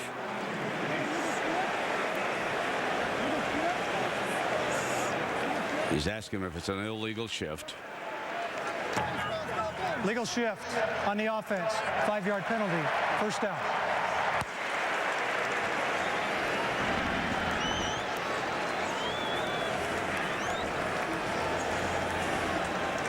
Terelle Pryor has to be excited with the game plan and what Ohio State's done in this first half. I think he's felt a bit handcuffed in the last 5 games that Ohio State has played. Since that Purdue loss, where the Buckeyes offense had 5 turnovers, they've been very, very conservative, and that's not been the case today against Oregon. Pryor. Beautiful grab at the 20-yard line. That was Posey working his way across. Takuafu comes right across the vision there. And you can also see that Spencer Pasinger gets pressure. Pryor puts that football and hopes that his man Posey can come up with it. And because of the strength of his hands, he's able to pull that away from the defender. A lot of movement right now from the Oregon defensive line, twisting and stunning, confusing Ohio State up front. Pryor, short of the first down. In fact, he just got back to the line of scrimmage. It'll be a third down as Pasinger makes the stop. Here comes more movement. This time they bring the two linebackers and they twist them right into the teeth of the Ohio State offensive line, and eventually Pasinger gets there. Ohio State again struggling with the movement and the pressure that Oregon's putting on Terelle Pryor. So Oregon burns a timeout. So we'll take a break. Ohio State 10, Oregon 10. It's the Rose Bowl presented by Citi. Happy New Year, everybody, as we welcome you back to the 96 Rose Bowl game presented by Citi. One of the great traditions on the American sporting calendar. Hope all of you had a lovely New Year's dinner. Sitting around enjoying these two teams, the best of the Big Ten and the champions of the Pac-10. 3rd and 7.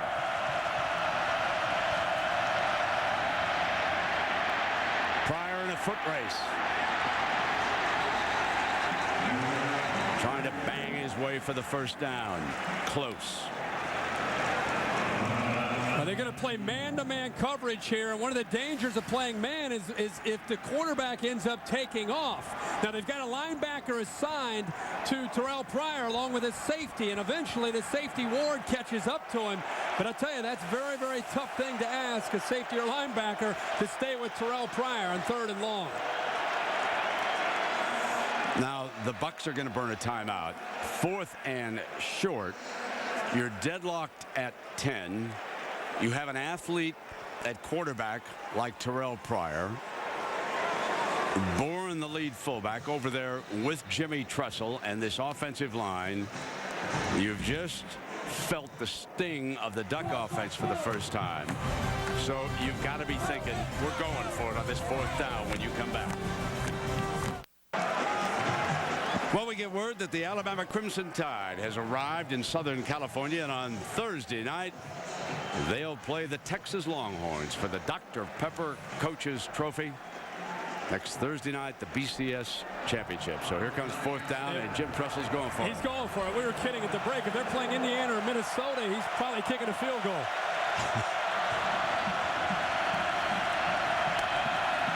First down. Sane to the 10-yard line. And I say that because of the respect he has for Oregon's offense. He knows in this area he's got to be able to come up with 7 points, and he's willing to take that chance. The offensive line felt the challenge and got a great push there off to the right side. Well designed. Tressel sent Bourne over on the wing. Sane took a little stutter step in that direction, then cut up the middle. Beautifully designed play. First down and goal. Pryor, end zone, got a man, incomplete. Pryor took a little bit too much time there. He took an extra hitch just to trust it, and because he took that extra hitch back in the pocket, he ended up throwing the football late and out of bounds. If he's able to avoid that, he had separation from Posey, and he had a touchdown pass.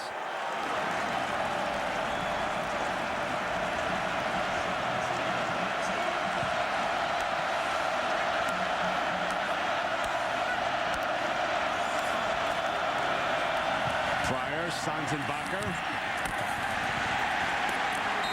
They lose. Back to the 19. It'll be 3rd down. Boyette, the defender. Number 20, the freshman from Napa, California.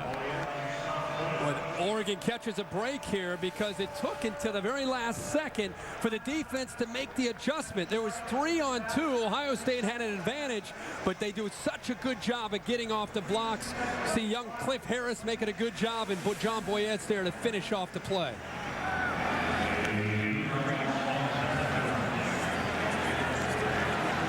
Timeout has been called by Oregon, and coming up on the Nissan halftime report, Chris, Lee, Desmond, and Jesse will break down the first half, and we will hear from both marching bands here on this New Year's Day.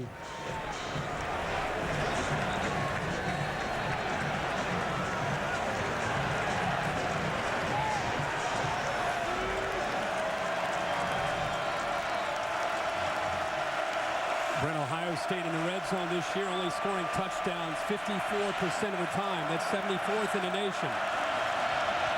18th play of this Buckeye drive coming up. High, incomplete, and now they will send the field goal unit out onto the team. Out of the field, I should say. Well, that's actually very, very good coverage that time by Javis Lewis, who's on Posey, and plenty of time, pretty good protection. You can see how Terelle Pryor is very uneasy when he has to step up into the middle of that offensive line, but Lewis, stride for stride, all over Posey that time to bat the ball away. Devin Barkley, who has played in the Rose Bowl 3 times, but is a soccer player in the MLS, not as a football player.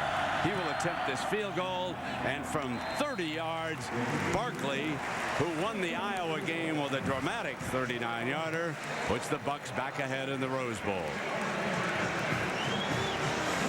He came here with Tampa Bay, the Rowdies, and his first ever assist in the MLS was on this field, and now he has kicked 1 extra point and a field goal. A reminder that right after the Rose Bowl on ABC, it's an all-new hour of comedy with Better Off Ted and Scrubs, followed by a bonus Better Off Ted. Ring in the new year with new laughs next, right after the game on ABC.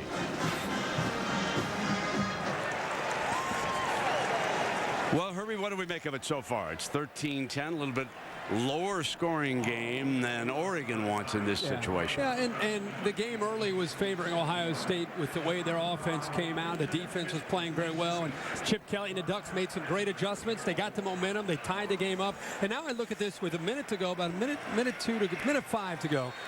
1 timeout. They're not known for their ability to throw the football, but do not count them out in being able to score. Let me correct myself. I dated myself. They're no longer the Rowdies. They're the Mutiny. Oh, thank goodness. Barkley with the ball on the tee. Short kickoff. Fielded at the 24-yard line. Down at the 31's Harris. Ball came out. Scrum is going on. And they say he is down. You see the one official pointing quickly at the ground. Buckeyes claim they have the football. Well, they might at the bottom of the pile, but I think the one official is signaling that he was down. Well, he got hit hard. Cliff Harris, the young true freshman. The ruling on the field is the runner's knee was down with possession before the ball came loose. First down, Oregon. Brian Roll looks like he's the first one down, the starting middle linebacker.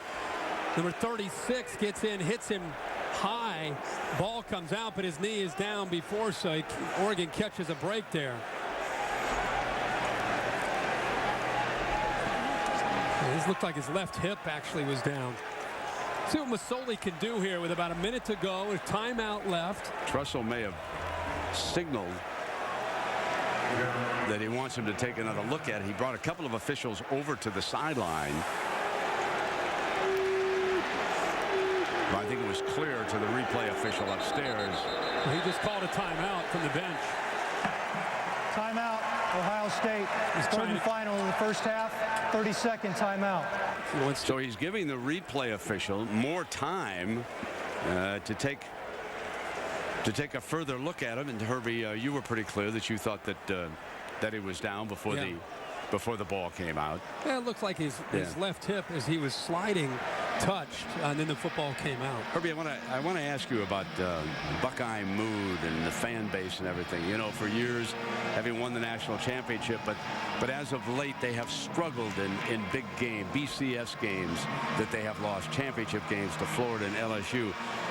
What's the feeling? What's the mood of this Buckeye team? Well, I think coming into this game, much like it was against USC in the regular season the last 2 years and against Texas in last year's Fiesta Bowl, they're anxious to show that they can play in the big games and play with the great teams in college football. Incomplete. It'll be 2nd down and 10. I think the thing that is fascinating that people don't understand about Oregon is they have a chance with a top 12 finish this year to finish this decade with 5 top 12 finishes. Masoli into Buckeye territory. So Masoli comes back to 2-A. And that's a 23-yard gain, and they've got inside of a minute to work with and one timeout.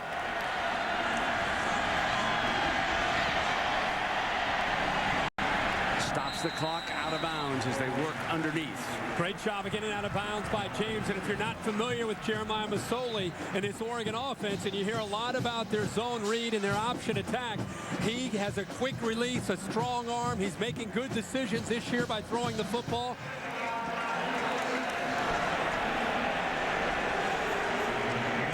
They make a little adjustment to the game clock, but he can get the ball downfield in a hurry with the strength of his arm. Ed Dixon and Jeff Mail, his two favorite targets. 38 seconds from Masoli through behind the receiver.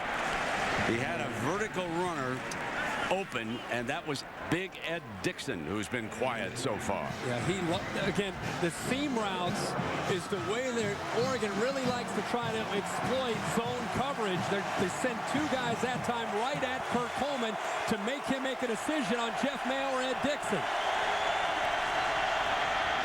Masoli deflected, intercepted at the 35-yard line by Homan. Homan stops the drive right there, and now it is the Bucks who have 25 seconds remaining. And give Doug Worthington an assist there. The big defensive lineman, this time at 6'6", right in the middle of the defense, going up against Mark Asper, gets his hand up, knocks the ball loose. And how about the instincts by Holman? His 5th interception on the year, and not only does he make the catch, but he shows his high school tailback days by getting upfield and picking up some valuable yardage.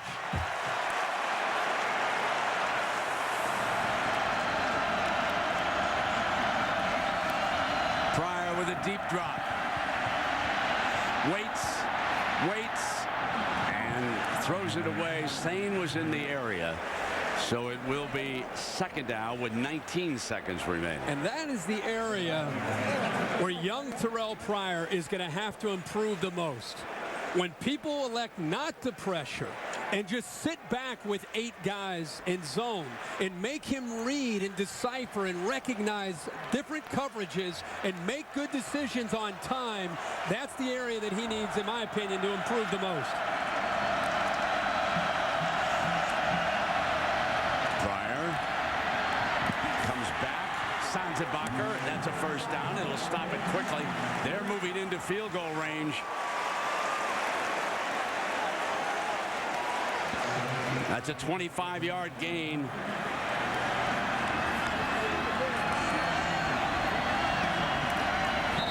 And they will stop it. Well, it'll be interesting to see with Petrie with a much stronger leg to see if they do eventually have this shot at a field goal, or if they are going to elect to still go with Barclay. Well, you see Aaron Petrie over there on the sideline. Remember, he kicked their first extra point here today. He has a little bit of a longer range. His longest field goal is 52 yards. He's kicked 13, I should say 54. Let me correct myself. He's had a 52 this year, and he is 13 of 19. So with 10 seconds, they'd like one more play just a little bit closer. Pryor got to keep the clock in mind. He throws it away. 2 seconds remaining. Well, Petrie's already out there and anxious to have his chance at this long field goal attempt. Ohio State doing just enough on offense, and the big pass by Terelle Pryor to Sanzebacher got them in position to at least have this attempt. Lisa was talking to Petrie down at practice earlier, and he reported to her that he had kicked a 63-yarder. Oh, a little bit different, but he's got a big leg now. Oh, huge leg. Here we come. This is a 45-yarder for the Bucks following the interception. Chip Kelly came in with a timeout.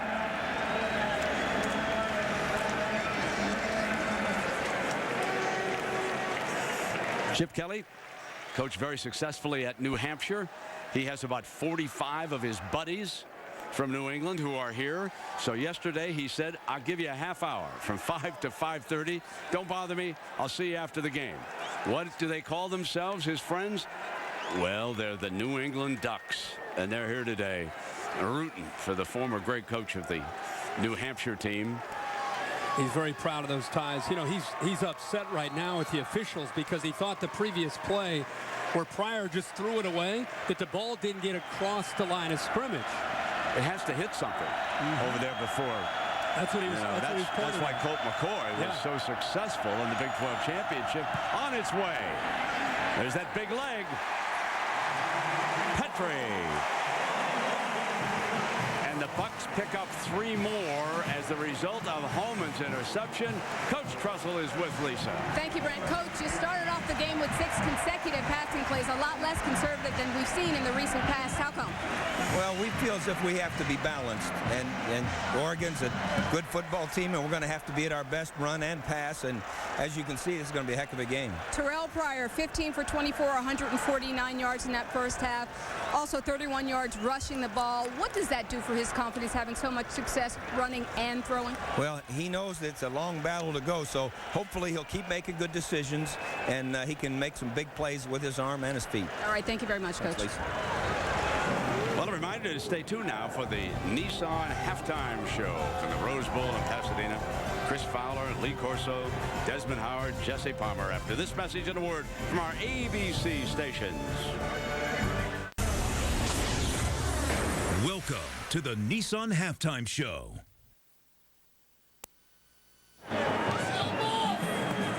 Here at the Rose Bowl, first 10 points for the Bucks, the second 10 by the Ducks, and then a pair of Petrie field goals. It is 16-10 Ohio State. And now the Oregon Marching Band, directed by Dr. Eric Wiltshire.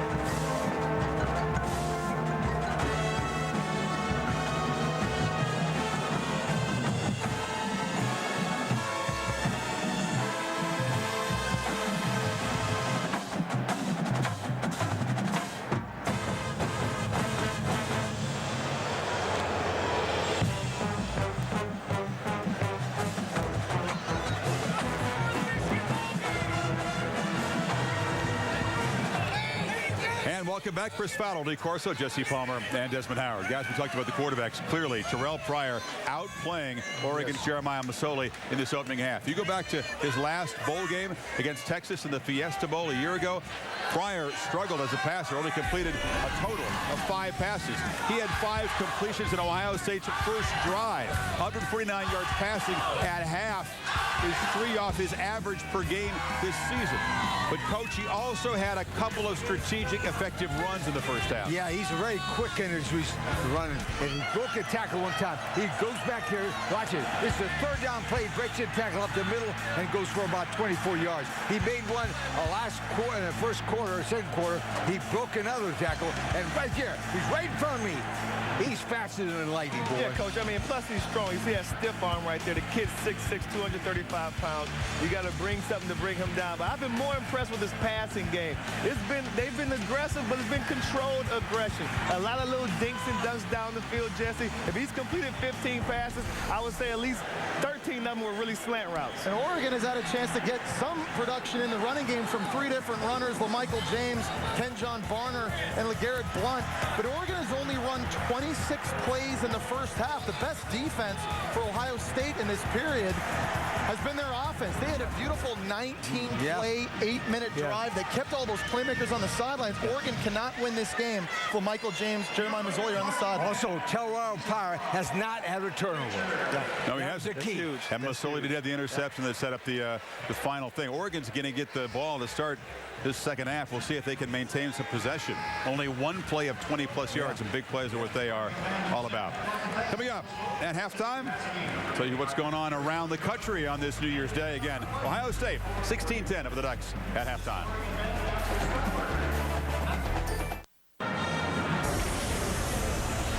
Buckeyes took the lead, a touchdown pass from Terelle Pryor to Brandon Sain as we continue on the Nissan halftime report. Key stat in the first half, Ohio State yards after the catch 72. Oregon yards after the catch 1. It is 16-10 Ohio State. In the Gator Bowl today, the farewell for Bobby Bowden as the Seminoles took on West Virginia, his former school. And the Noles got great offensive balance. They outplayed the Mountaineers to send Bowden out a winner. Big game by Jermaine Thomas, a 19-yard scamper. And the Noles make it 7-6 in the season, 33-21. Nice exchange with the coaches there. Bowden meeting some of his former players in the sidelines, and he goes out a winner with 389 career victories. Your alma mater, Lee, bittersweet day for you. There's one thing about this. Very few coaches can say that they made a football program. Very few. Bobby Bowden is the reason why Florida State's got a great football program. Enough said. He's made Florida State. Well, congratulations to Bobby Bowden going out the right way. But I'd love to give some love to Mickey Andrews, one of the great defensive coordinators in the history of college football. His defense all season long, the subject of so much criticism, but the players bind together. They find a way to get it done against a very explosive West Virginia offense. Congratulations to Bobby Bowden and Mickey Andrews going out with a win. The game's going to miss you both. No doubt about that. I was really impressed with Florida State. They really rose to the occasion today. You know, all of us, we're big fans of Bobby Bowden, what he's meant not only to Florida State, but to college football as a whole. When I first took this job, he was the first coach that I interviewed, and he couldn't have been nicer. So it was great to see him get his 24th bowl victory. Congratulations, Bobby Bowden. Glorious career, and Jimbo Fisher moving forward. Some good news on the recruiting trail, so things looking up for Florida State. The Outback Bowl, Penn State, another legend, Joe Paterno getting bowl win number 24 on a sloppy, rainy day there in Florida. Muddy field. It was all about defense and field goals. Darrell Clark would find Derek Moy. Lions took an early lead, but after that it was all Colin Wagner. The kicker had a troubled season, but 4 for 4, all of them inside 30. The game winner in the final minute, and Penn State 19-17. Darrell Clark wins his final game as a Lion. Wild game in the Outback Bowl. This game, fake field goal. Northwestern trying for the win here in overtime, down 3. Auburn makes the tackle. Nick Ostimos, the regular kicker, had missed 3 field goals and an extra point. Then he got injured. They tried to trick the Tigers. It did not work. Northwestern still just 1 bowl win in history, and Gene Chizik survives 38-35. The second half coming up from Pasadena, 16-10. Bucks over the Ducks. Hello, I'm Ryan Cools. And I'm Eric Dane with ABC's Grey's Anatomy. Wounded Warrior Project provides programs and services for wounded service members like us during our recovery and rehabilitation. Our vision is to make this generation of wounded service members the most well-adjusted and successful in our nation's history. It's my belief that all Americans have a duty to give back to those who sacrifice so much for their country. I want to thank City, ESPN, and the Tournament of Roses for inviting us here today. And we encourage you to get involved. Visit www.woundedwarriorproject.org.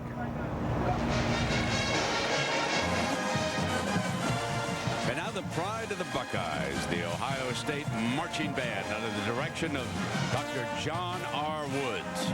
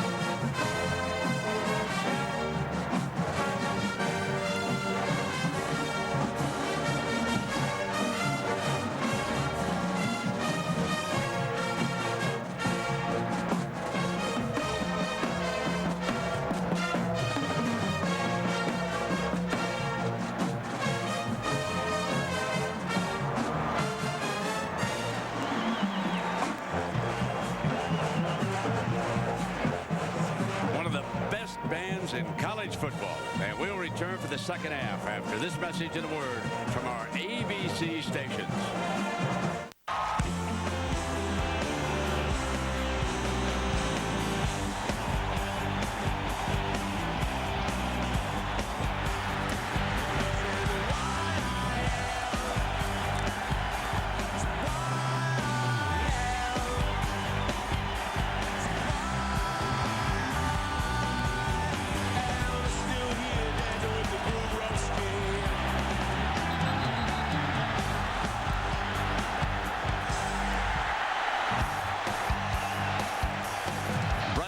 With Kirk Herbstreit and Lisa Salters welcome you back to the second half of the '96 Rose Bowl game presented by Citi.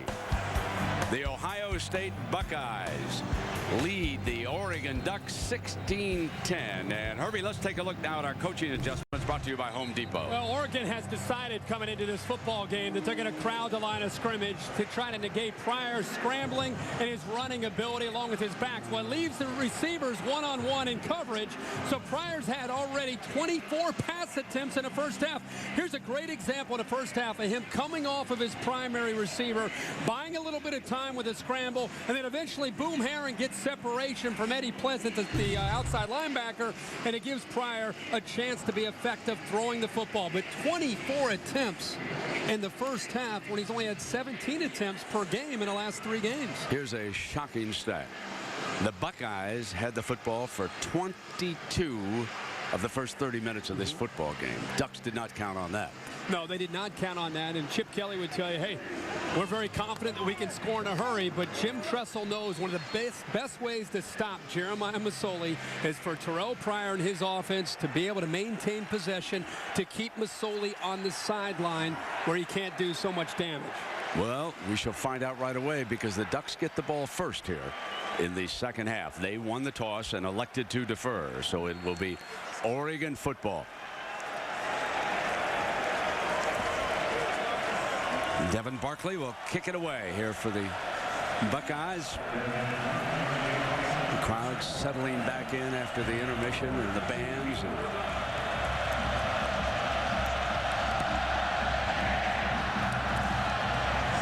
Fielded on the 7-yard line by Barner. Barner got a gap. Barner explodes, and he is out to the 46-yard line. Let's check in with Lisa. Well, Brenda, just talking to Chip Kelly, he said, hey, our mission is simple. Terelle Pryor is the guy who's going to beat us. We've got to contain him. He said, but we do have him figured out. And I said, what do you mean? He goes, well, we know what he's going to do. Our guys are getting to him. And then he laughed. He said, we just got to tackle him. He's a big son of a gun. Guys? That 39-yard return gives his offense. That's right. Good field position here to open the second half. James bounces. Crosses midfield before Russell wrestles him down. That looks more like the LaMichael James that we saw all season in the Pac-10. Brent, that's what you talked about, the time of possession. The way Ohio State's been able to hold on to the football and try to keep Masoli off to the sideline. Come now the other side. And the Buckeyes jump on it. Hines was in on that play, along with Gibson, who made the initial stop on the running back. But you're going to see Doug Worthington as well really work hard, and that's something that the defensive line has to do. It's one thing to try to get penetration against this offense, but also when they go to the outside, you got to push your blocker to the sideline. Down the near sideline, one-on-one penalty. That'll go against the Buckeyes. Chekwa. Chekwa was defending Mail, and a flag came. Pass interference on a defense number 5. 15 yards from the previous spot. Automatic first down. There is not face guarding in college football, but as a defender, if you do not turn your head and try to locate the football, they are going to call pass interference every single time on you. So it's not necessarily about how much contact he made or he didn't make. Anytime an official doesn't see that head turning back and you attempting to get to the football, they're going to call it. Masoli has to throw this away because Jermail Hines was all over him. They brought a blitz. Jimmy Haycock is calling a sensational game defensively for the Buckeyes. Well, we've talked a lot about Jim Tressel being aggressive on the offensive side, but Brent, we're also seeing it from Jim Haycock and Luke Fickell dialing up blitzes. And again, they're trying to mix up the looks to try to slow down Masoli. Hands it off straight ahead. This will be 3rd down and long. And this is the situation that Haycock's defense wants over and over and over again. A veteran coach.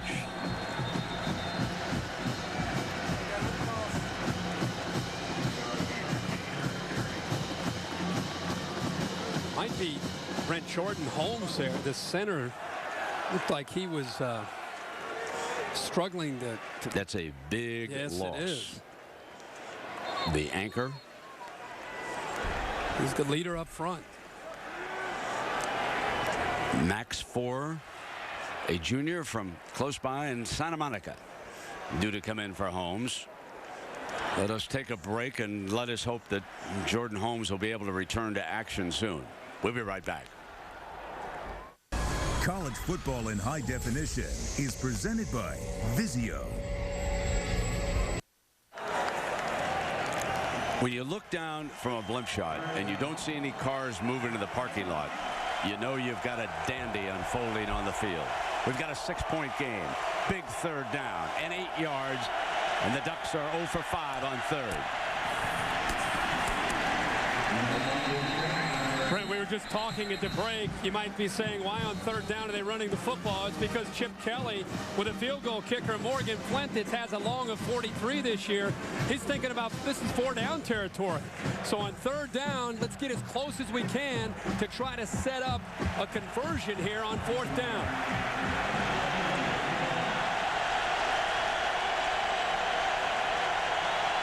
Empty backfield.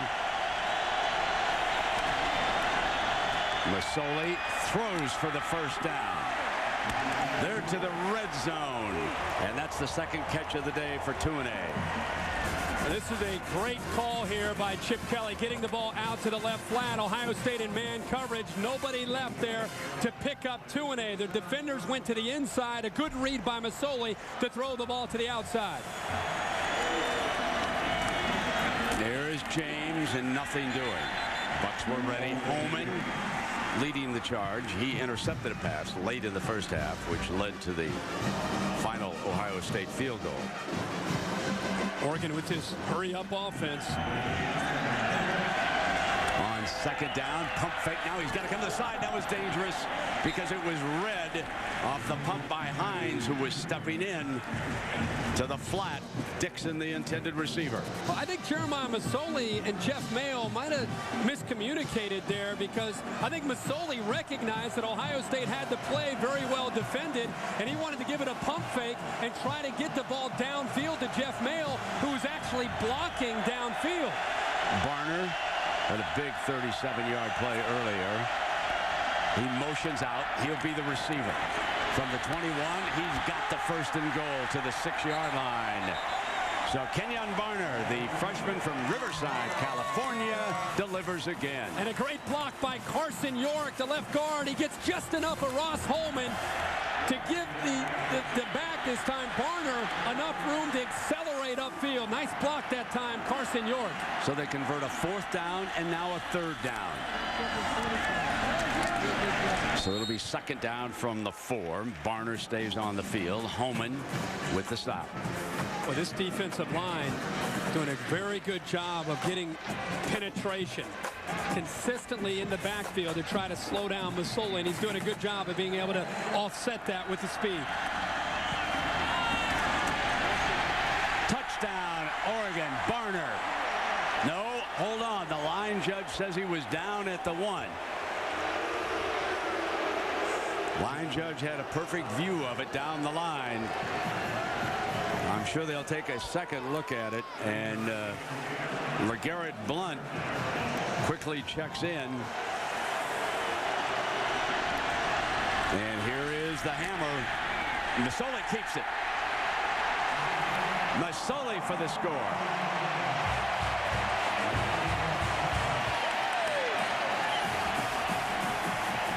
Brett, me and you and the Ohio State defense thought, as you said, the hammer had the football, because the tendency is when Jeremiah Masoli has LeGarrette Blount in the backfield inside the 5-yard line, the big guy has it, right? No, Ohio State thought so. Masoli keeps it and gets through Brian Roll and into the end zone.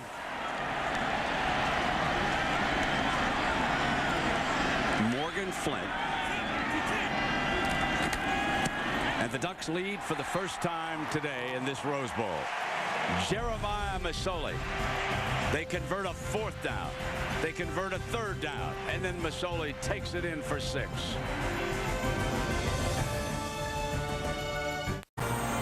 ESPN's coverage of the Rose Bowl game on ABC, presented by Citi, proud to present the granddaddy of them all, Cadillac.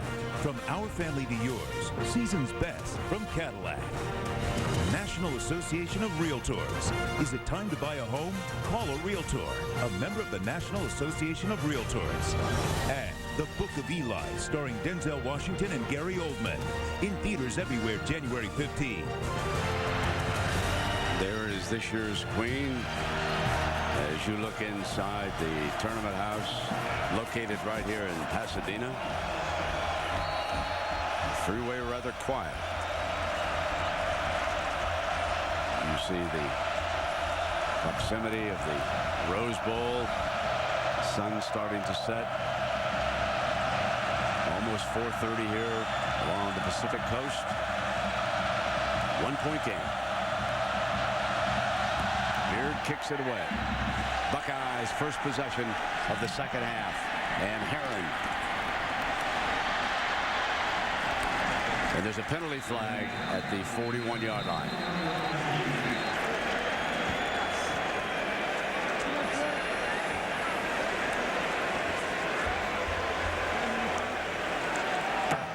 During the return, holding number 16 of the return team. 10-yard penalty, 1st down. Brett, going back to that touchdown, and I think we all thought again that the big guy would get it. The read is right here. And Jeremiah Masoli is simply going to watch Cameron Hayward. If Hayward comes down and takes the big back blunt away, which he does, he pulls the football out. So again, not predetermined. He's just reading Hayward's body language. He came down on blunt, pulled the ball out, and then again shows how physical he can be running over top of Brian Roll.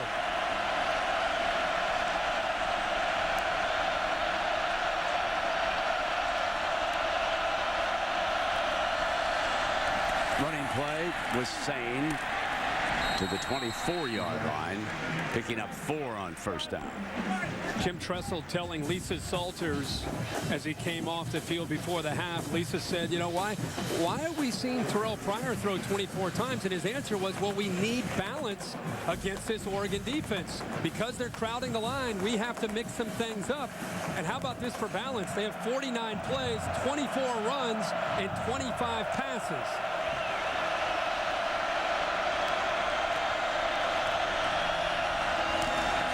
Flanker screen. Sanzenbacher's got the first down for the Buckeyes. You get the football out fast like that, you've got to rely on the receivers to be able to stalk block. And Corian Washington that time, along with Devere Posey, a good job of holding on and maintaining their blocks. And that time, Sanzenbacher, who has tremendous quickness, gets upfield for that first down.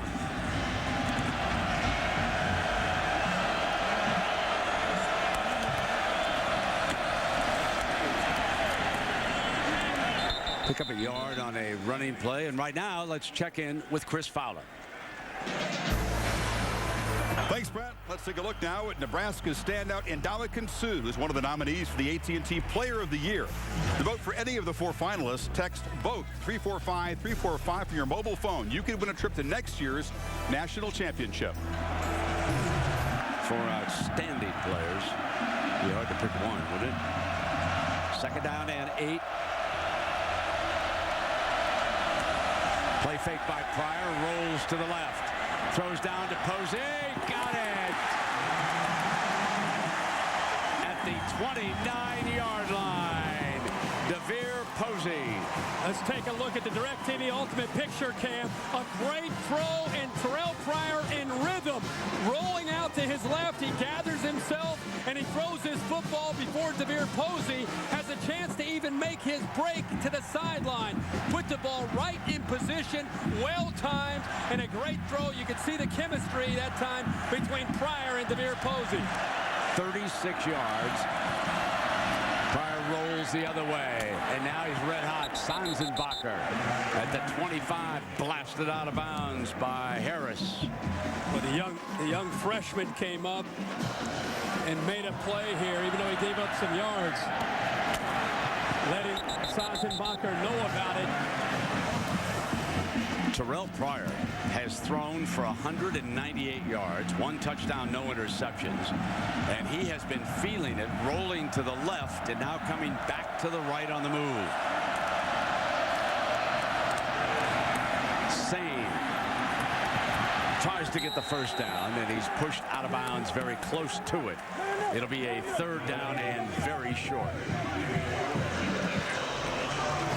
Time the young freshman fullback Zach Boren trying to lead the way. It's getting kind of physical and a bit chippy. It's been a little chippy the entire game when Oregon's defense and the Ohio State offense have been going back and forth.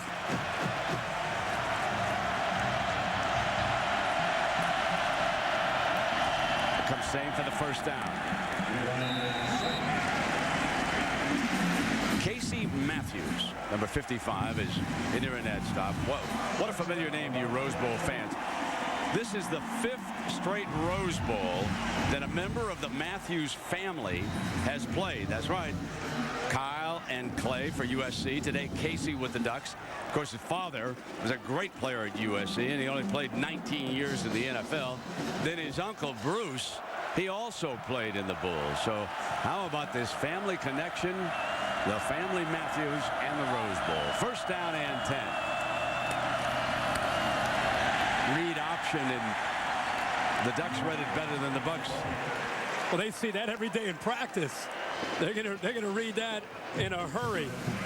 Anytime you go up against your own offense in spring ball and in two-a-days, you're pretty familiar with another offense that has the audacity to run some form of the zone read. And Terrell Pryor's in no man's land. He wanted to pull the ball out, and Brandon Sane wanted to take it, and eventually he just had to let go before there was possibly a fumble. Second down and long.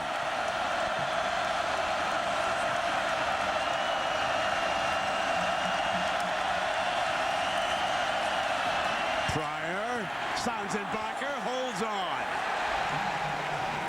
Ripped at the 13, incomplete. John Boyette does a good job, and all-out blitz by Oregon. Ohio State picks up, but there's one extra man that they can't account for. Pryor has to account for him by getting rid of the football. Boyette goes low, and Sanzenbacher lucky to get up from that hit. It's about the only thing Boyette could do is have heavy contact to try to separate Sanzenbacher from the football. What a great hit.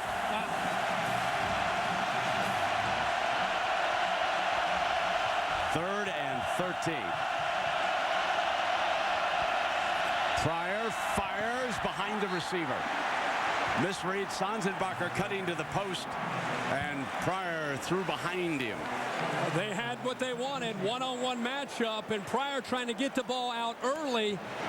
I think you could tell by the throw was anticipating Sanzenbacher maybe staying up closer to the middle of the field.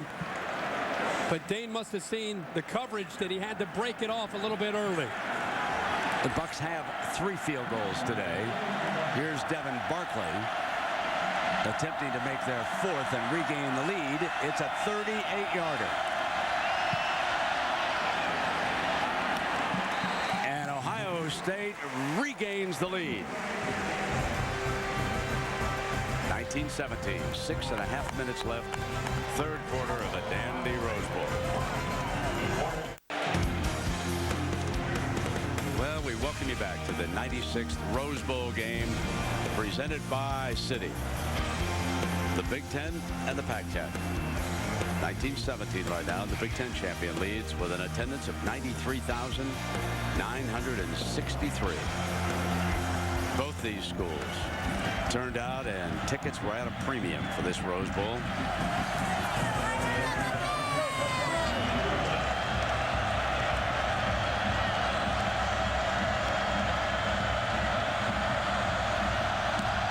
Barkley.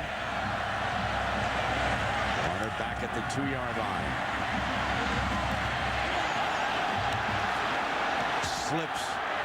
And he's had 2 outstanding returns here in the second half. Thursday night, we know where all of you will be. In front of the television, 8 Eastern, the City BCS National Championship. Alabama against Texas, and a little bit of a Heisman jinx there, Herbie. You can see that Matt Leinart at 04 against Oklahoma, the only Heisman winner to be able to go on and compete well in a national championship. And now Mark Ingram gets the torch handed to him. That was a 36-yard return. And the young man, remember, he had a 100-yarder for a touchdown on this same field against UCLA. He's delivering again. James, number 21, is the running back. Varner overall has had a huge day. He's rushed for 55 yards, and James for only 40. Offensively, the Buckeyes have 280 yards, and the Ducks 172. And battling, coming free is James. Appeared to be stopped, broke free before Russell gets him out of bounds. Well, this is the matchup that we wanted to see today. One of the best backs in the country against one of the best safeties in the country. And right there, Kurt Coleman has to make that play close to the line of scrimmage. And that gives you an idea. You look at LaMichael James, 5'9", 180 pounds. He's not just elusive and quick. He has tremendous power as he ran right through Kurt Coleman. End around. And they pick up another 8. Varner. That's the second time he's been successful coming off the edge with that play, and we've got an injured Buckeye Hines down on the field.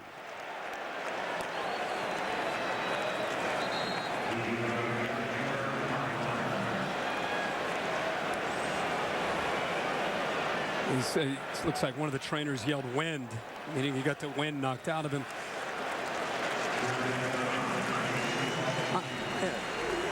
Michael James has been doing this all year long. One of the most explosive backs, known for his big playability in this offense. But the thing that I think has impressed us all year is how he can run through tackles. I love how they continue to attack the perimeter and then go back into the inside, making it tough on Ohio State to build up, get an idea of what's coming. Fumble, loose ball, and it's a free ball. And it'll go out of bounds on the sideline as Blunt was the running back that time, and that'll come out on the 20. Ohio State will take over at the 20-yard line, and I don't think LeGarrette Blunt, Brent, ever had a handle on the ball. We keep talking about how they're attacking with the reverse. They keep going to the edge of the defense. Well, they faked it this time, and LeGarrette Blunt ended up kicking the football as it came out of his hands, and when it goes out of the end zone, it's the defense's ball at the 20. Watch the football. Does he ever? No, it never got in there, and then his left foot kicked the football. It's a scramble, but it goes out of the end zone. This is an offense that, as good as they've been this year, they've been prone to mistakes. They've fumbled this year 26 times coming in and lost 15 fumbles. That's among the worst in the college football. So the Buckeyes have the ball coming out from their own 20. And Pryor rolls right, fires a strike, Posey. 12 yards. That's a big call on 1st and 10 after a big turnover, trying to get Terelle Pryor to continue to just play within himself. 1st and 10 play action pass is something that Jim Tressel's going a lot to tonight. Harvey, we are watching one thing. The confidence in Pryor is growing with Jim Tressel's play calling. You can see that evolving here. He's got confidence the way the young man is playing, and there are flags on this before the play starts. You can go back to the development and maturity of Troy Smith, and you could see the same thing in 2004, and then eventually when he burst onto the scene in 05 and 06. Offside on a defense, number 50. Jumped in the neutral zone, caused the offensive player to react. 5-yard penalty, 1st down. But you make a great point that Jim Tressel's play calling and confidence that he has in his quarterback has as much to do with Terelle Pryor playing up to the lofty expectations as anything. Last 3 games in the regular season, 17 attempts. It's hard to make plays. Sometimes it's easy to forget that he's a true sophomore. Still a baby. 1st down and 5. And that was stopped before the handoff to Heron. That's a false start. False start on the offense. Number 76, 5-yard penalty, 1st down. Somebody who knows Terelle Pryor as well as anybody from his high school days is the head coach at Oregon, Chip Kelly. Kelly telling us the other day that he visited Pryor every week during his basketball season of his senior year, just trying to get him to make a trip to Eugene. And he so admires the young man for staying with his high school basketball team and never, ever making that trip. So now he's playing against the young man he tried so hard to recruit. Here's Pryor trying to slip a tackle. And it was not easy bringing him down. Kenny Rowe had his hands full, but he got the job done. Well, Kenny Rowe's having a great football game tonight. The hybrid defensive end, outside linebacker, the top of your screen. He comes off of Jake Ballard. And again, we keep talking about it. Pryor's 6'6", 235 pounds, and very quick and very athletic. And you can see Kenny Rowe at 6'3", 232, never giving up. It's the 2nd time tonight he's been able to bring down Terelle Pryor because of his attitude and relentless effort. Backfield's empty. 2nd and 15 for Pryor. He takes off on a designed run, sheds a would-be tackler, and gets back to the 35. It'll be 3rd and manageable. Pryor has to be a little bit careful when he starts barking. T.J. Ward, who's the intimidator of the Oregon defense, he's kind of the emotional spark plug. He's coming in there to try to get a piece. In fact, he's the first one to get a piece of Terelle Pryor, and he lets him know about it after he makes the hit right there, 2 against 2. And Pryor rolls into the legs there, the Oregon staff. Wasn't he close to being out of bounds? Very pretty. When he hit him? We'll call that a gray area. I got you. 3rd and 8.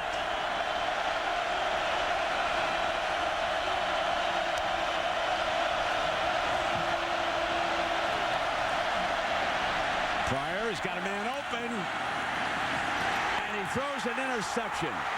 He had Heron wide open, and he threw to the deep man, and Boyette picks it off. So Boyette with 2 huge plays, a jarring tackle on Sanzenbacher, and now the interception. Brent, I want you to watch DeVere Posey, and here's Boyette. Watch what Posey does in breaking away from the coverage. He's working in man-to-man. Right there, he makes a adjustment. Pryor sees him, but he doesn't see the safety, so he just flips it over the top, not recognizing the safety in coverage, and Boyette steps up. We'll take a timeout. Bucks lead it 19-17. Oregon running back LaMichael James going back to the locker room just moments ago. Trainers were working on his left shoulder while the Oregon offense was over on the sideline. He ran off the field and directly into the x-ray room. Guys, I'll have an update for you as soon as I get it. All right, well, they go with as a replacement.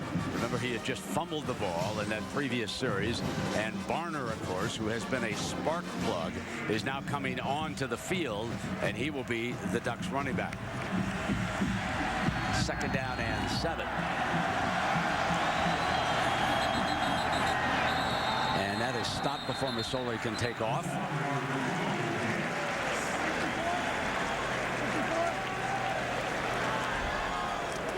Against the Oregon offense. Start on the offense, number 54, 5-yard penalty, 2nd down. And that's a center.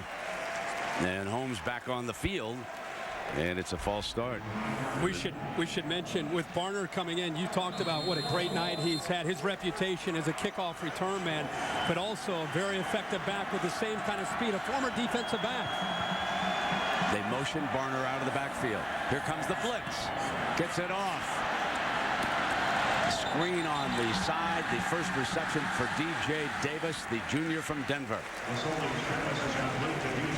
The big thing, again, about being able to pick up yards when you get the ball out like that is being able to get perimeter blocking from the wide receivers. Ohio State, led by Jermel Hines that time, fighting through the blocks and being able to push Davis out of bounds.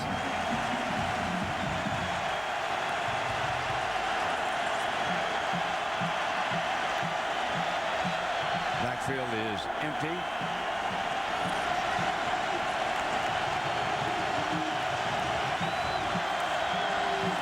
Pump fake to the flank. Going to come deep down the middle, and it is incomplete. So the safety, Anderson Russell, was not fooled by that pump fake to the flat. Trying to just get the safety to bite up just a little bit, but 2 things there.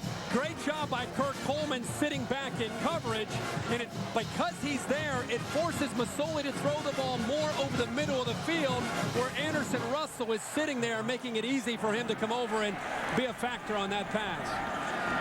Jackson Rice back to punt. Posey fumbles it. Down at the 10-yard line. And remember, they are without suspended Ray Small. And that's where they have been hurt a couple of times here tonight. And a reminder that after the Rose Bowl on ABC, an all-new hour of comedy with Better Off Ted and Scrubs, followed by a bonus Better Off Ted. So ringing in the new year with new laughs next after the game on ABC. Pryor 19 of 31 as he trots out onto the field here with about a little over a minute to go in the 3rd quarter. Touchdown pass came on the first drive of the game for the Buckeyes as they opened up in the touchdown. Interception came on that last drive. Now they settle in with Sane on the power running game. TJ Ward, if you haven't watched him, number 2, just an outstanding hard-hitting safety. For the Ducks, that's the young man without the helmet. Now he's ready. From the great high school program, De La Salle, Northern California. You bet. Constantly churning out great Division I football players. And as we said earlier, he's kind of the emotional spark club, the intimidator of the Ducks defense. Sane again. This offense, these first two plays of this series, is the way Ohio State has really played for an entire game down the stretch of the season. And I think that's when fans and Terelle Pryor and others got a little bit impatient. They wanted to see more of Pryor doing his thing, and that's what we've seen tonight. Going to the fourth quarter. And as you look at that scoreboard, this is a Buckeye kind of game. Keep in mind that in their last 6 games coming down the stretch of the Pac-10, there were more than 60 points scored in each of Oregon's games. The Buckeyes of Ohio State, they haven't been in a 60-point game all season, and it doesn't look like they're going to be in one here tonight. In fact, Navy scored the most points against the Bucks this year, 27.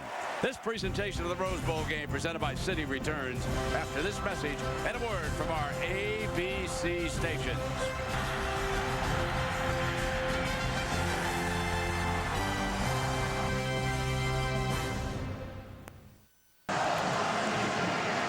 That sun is still shining brightly over in Hawaii as it sets here over the Pacific.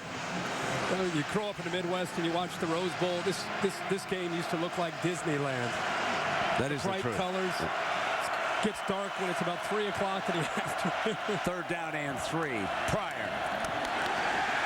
Bucks forced a punt. Sanzabaka. And he was well defended by the freshman from Fresno, Cliff Harris, who's got tremendous upside. Yes, sir. Oregon brings pressure again. They've been consistent all game long, trying to get into the face. They feel Pryor gets a little bit antsy. The throw's actually pretty good, but the coverage by the true freshman, sensational by Cliff Harris. Big moment for Barner. He's set to return this punt, standing there at the Ducks 43. Masoli can get great field position.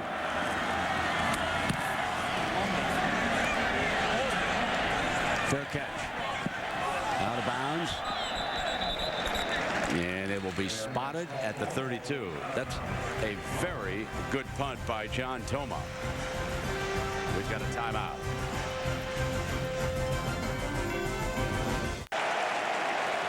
All year long, the DirecTV bus has been driving to the national championship, and now it has arrived in Pasadena. And, of course, next Thursday night, it'll be Alabama and Texas as we now take a look at this view from our DirecTV Ultimate Picture Cam. LeGarrette Blount and Masoli, the trigger man. Brent, such a different look when the big fella gets back into this offense. Used to seeing him inside the 5-yard line, but he can do some damage. When he gets the chance to build up momentum and run downhill, he'll run right through a safety. He's got his chance, and he bulls his way for the first down. Takes on a linebacker that time, Herbie Holman. You lose a little bit of quickness and deception and speed with when James or Barner check out, but obviously you pick up the power. And you can see that Ohio State's defense is the big question. How would they hold up against this offense? Masoli. Out of bounds, shy of midfield.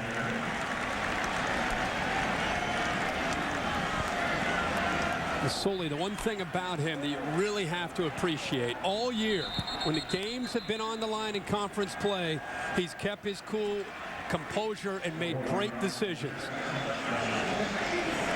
And that's Brian Roll, and the Buckeyes can't afford to be without him for a long time. No. He's done such a great job of filling the large shoes of James Laurinaitis, who left last year after a great career for the Buckeyes, off to the NFL, and the St. Louis Rams. Roll stepped up along with Ross Holman to replace Marcus Freeman. Both young men play with quite a chip on their shoulder. 2nd down and 6. The read option, Barner to midfield, and that is short. They've got a 3rd down coming up. You know, Cameron Hayward, 97, gets most of the attention up front, but Doug Worthington, who's coming off the field right now, he has had a great game up front for this Ohio State defensive line. It seems like every time you look up, if somebody's getting upfield and making a play, it's the senior, number 84, Doug Worthington.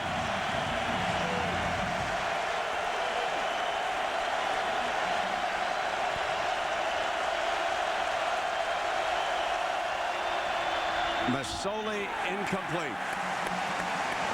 4th down, and the punting team comes off the sideline. Well, they were able to get enough pressure there on Masoli where he's actually falling back as he tries to throw this football, and that was a tight pocket for him to try to squeeze it in. You see John Simon, a freshman defensive lineman, but with all that being said, he still gets it in there, and that's one that Masoli would love to have. Jackson Rice, the freshman. Posey standing on the Buckeye 10-yard line.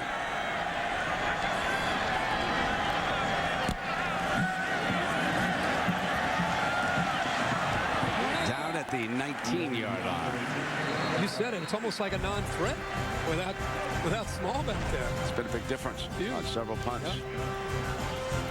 Terelle Pryor closing in on a Rose Bowl championship. ESPN's coverage of the Rose Bowl game on ABC, presented by Citi, proud to present the granddaddy of them all. Taco Bell, think outside the bun. AT&T, a better 3G experience. And Gatorade, it's the heart, hustle, and soul of the game. That's G. The San Gabriel Mountains bring in the new year here in Pasadena. 1st down and 10 for the Ohio State Buckeyes, who lead at 19-17. 13:03 remaining, up under center. Heron for a couple of yards. Terelle Pryor coming into the game the last 3 games, only attempting 17 attempts tonight, 19 of 32. And you can see if you look left to right, he is really spreading it out. Jim Tressel wanted balance, not just with play calling. And he's at 33 passes and 33 runs, by the way, right now, but also left to right, spreading the ball around. LaMichael James reemerges from the Oregon locker room, and he is suited up. It looks like he'll be ready to go on the next series. 2nd down and 8.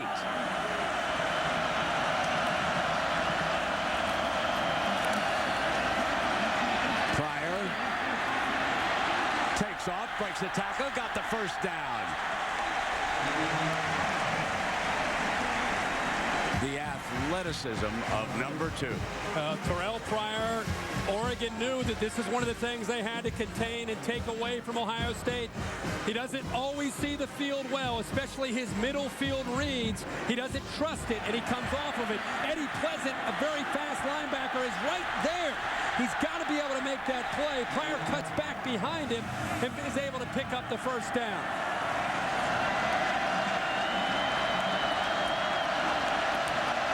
It's a blitz. Hands it off to Heron.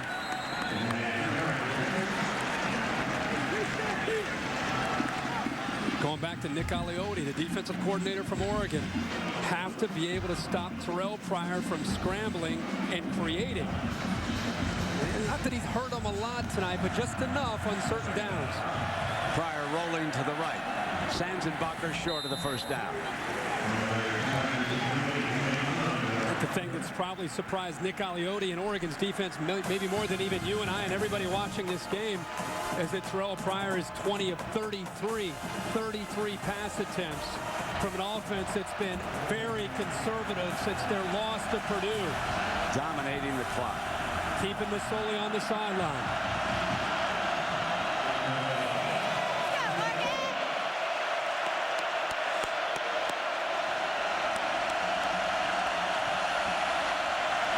Pryor, 1st down, Sanzenbacher. It's a great throw by Pryor, but Oregon actually gives him the passing lane. They walk their linebacker up, Casey Matthews, 55, and you can see him there in your picture. When he walked up to show blitz, he didn't get back in time, and it made it very easy for Pryor to find a passing lane to get the ball to Dane Sanzenbacher, who was going up against soft coverage on 3rd down.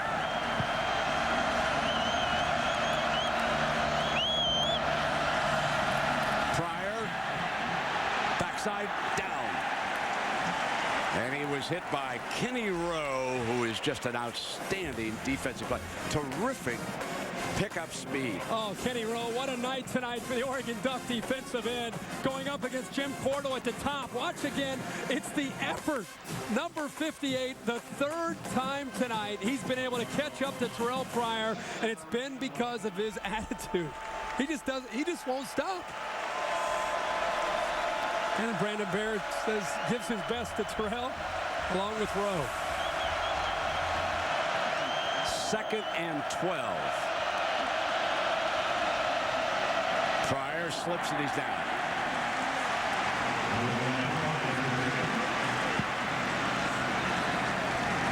Comes 3rd down for the Bucks. Lead it by 2. 9.5 minutes. Jake Ballard been very quiet. There's a tight end here tonight. Is released into a few pass patterns, mainly used as a blocker. Sansabacher will go into the slot. Heron is the running back.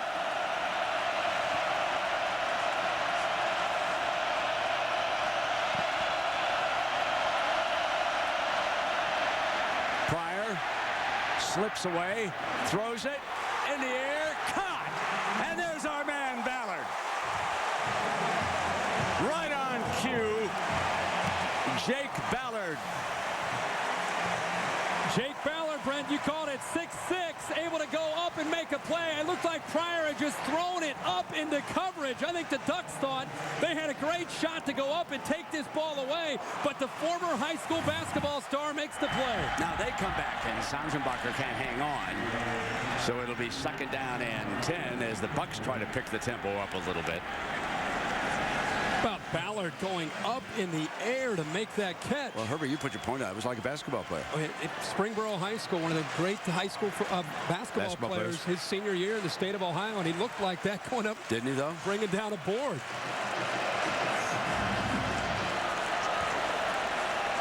Second and 10.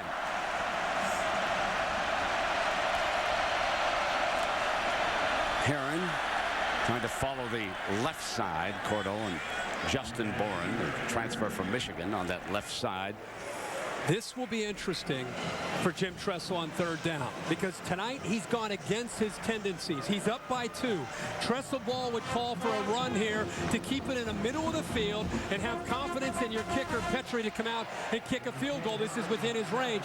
But tonight he's kind of gone against the grain. Will he put Pryor in a position to take a chance and throw the football?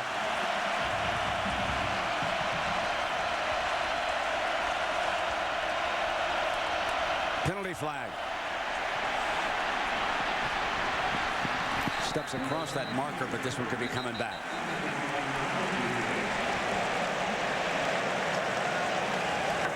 Offside on the defense. On the defense. Penalties declined. First down. I think it was the nose guard that time. Brandon Bear, who is just trying to get a jump on the ball. Yeah, I mean, that's a great call. Brewster's able to get the ball up, but we saw this earlier, how physical he can be. This is a safety. He throws him to the Rose Bowl turf and picks up yards for a 1st down. Hands it off, and Heron pounds to the middle. Now we're seeing a little bit of Tressel ball as he brings down that clock, tries to keep the pressure on the Ducks here, tries to keep it moving on the ground. That's what he's about. You know, he's always playing the odds in his favor. Plays very, very smart. These kind of games, you touched on it earlier, this is his comfort zone. And it won't bother him at all to kick a field goal here and to put him up by 5 and force the Ducks to eventually have to go down and score a touchdown. They've kicked 4 field goals and scored 1 touchdown on their first series of the game. He throws, end zone, Posey, touchdown, Ohio State.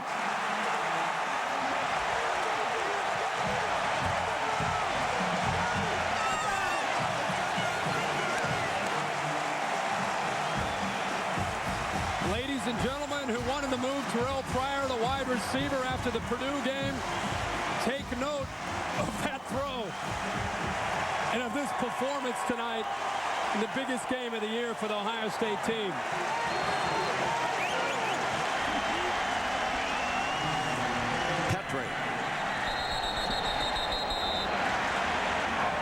Previous play is under further review. It's interesting. Posey was the young man who was in the exact same position earlier in the game, and he ended up dropping a potential touchdown pass. This time, a tougher catch. The ball is perfectly thrown to his backside shoulder, and he makes the catch. It's a matter of checking out to see his feet. He's man-to-man against Anthony Gilden. Does he bobble the ball? It's a touchdown. Looks like a catch to me. What a night. We've talked a lot about Pryor. How about the night for Posey? 8 catches and 101 yards. How about the job that Further Bill review. Bunnell. Receiver maintained possession. Touchdown. How about the job that Bill Bunnell, the producer, and Derek Mobley, the director, and our cameramen have done? The ability to come back with the reverse angle and show all the definitive angles so that the replay folks, there was no doubt in their mind. They saw everything that they wanted to see, and we've had coverage like this all night long from this crew. Congratulations, guys, and Happy New Year. And more to come January 7th. Petrie tacks on the extra point. Could this be the Buckeyes comeback night in a BCS Bowl? We're about to find out.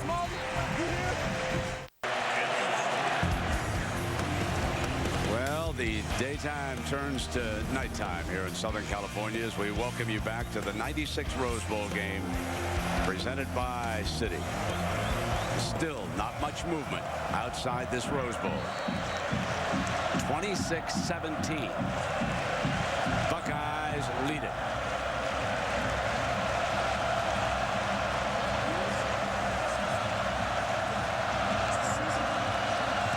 Barner has been electric.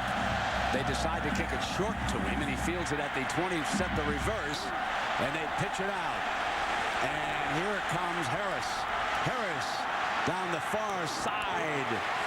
They run the reverse on the short kickoff, and the young corner from Fresno, California, gets it done for the Ducks.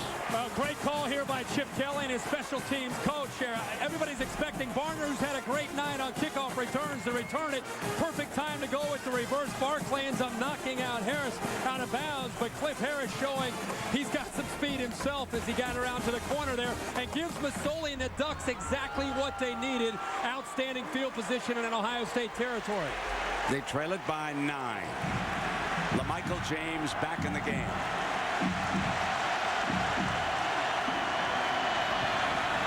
And he will carry it. Spins away from a would-be tackler.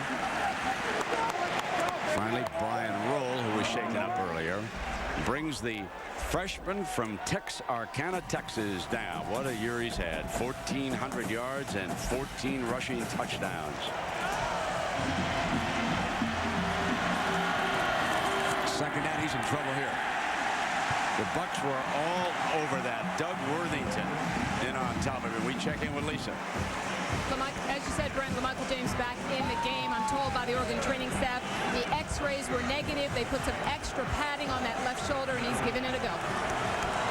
Well, here we go at third down.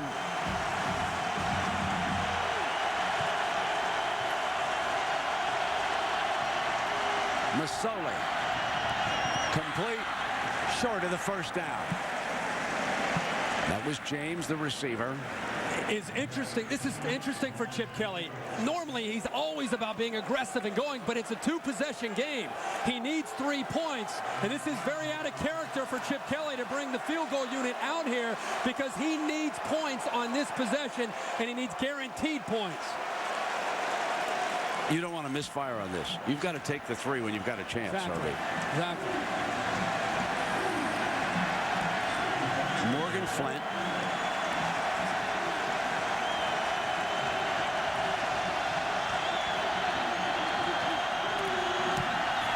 Slides it right. No good. And now the Ducks are under the gun. Down 9, 5-10 to go.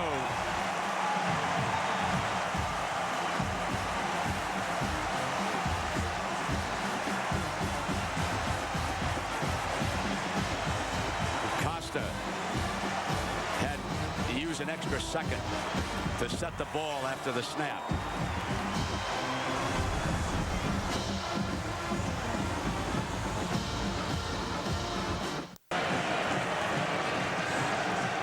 It's been a huge day for the Big Ten, and it could be a bigger day for Ohio State, their champion.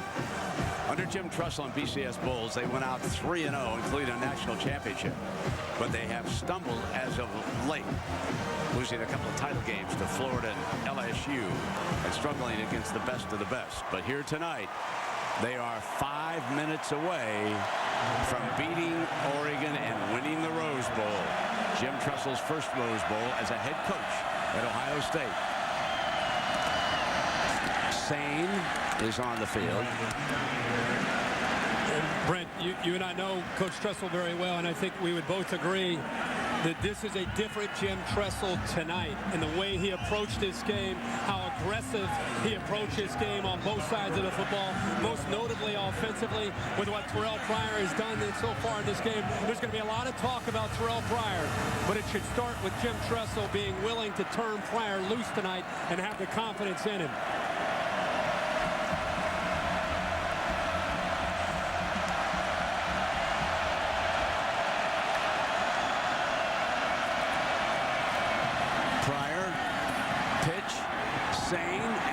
Juggle. Run out of bounds on the Ohio State sideline, short of the first down. Pryor on this option game, it's an option that just takes a lot of time to develop, and eventually he pitches it out. And if Torian Washington doesn't pick up that block, that play is not only a loss of yardage, potentially a fumble. Great block by Washington. Gives Ohio State here a chance on third down. Ducks are not only trying to get the ball back, but as you can see, under 4 minutes, now the clock's a big factor. Third down and 2.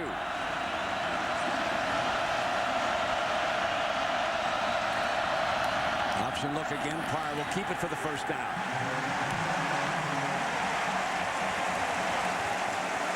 Well, Pryor tonight, because he's thrown the football so much, I think people are going to remember that, but I think you have to appreciate a quarterback who's been throwing linebackers and safeties all game long and fighting through arm tackles, and once he breaks free at 6'6", 235, he's got the athletic ability. Here's Javis Lewis, one of the more physical tacklers on the Oregon defense, getting thrown to the turf as well. So Pryor has done a little bit of everything tonight for this Ohio State offense.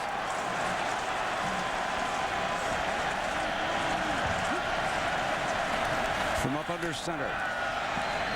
Now the power running game of the Buckeyes. That was Sane. And now the Ducks are forced to use a timeout. You think about John Hicks, who was inducted into the Rose Bowl Hall of Fame this week, and the great Woody Hayes teams that came here to the Rose Bowl.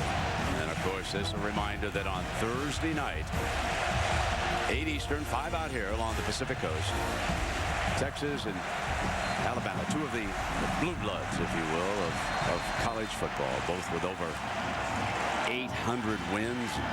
Texas with 25 bowl wins, Bama with 31. Will it be hook 'em horns or roll tide come Thursday night? Man. Two coaches with national championships under their belt as head coaches, Nick Saban at LSU, and of course Mack Brown last time he was here in this stadium, knocking off USC with Vince Young. Down to 3 minutes. And Pryor's going to keep it. Out of bounds on the far side, which I know that Terelle would have preferred to stay in bounds, but the angle on him made it almost mandatory for the quarterback to step out. I know you're someone who's down below, Herbie, who is as overjoyed watching this. Jim Tressel made sure that he came out here with former coach Earl Bruce, and that's Steve Snap. Long time, great SID at Ohio State. Came up to the box. He's been struggling a little bit with his health lately, and I couldn't have been happier to see Steve Snap here. Would not have seemed like a Rose Bowl with the Buckeyes of Ohio State without Steve in attendance. And I know he's counting down the 241 now.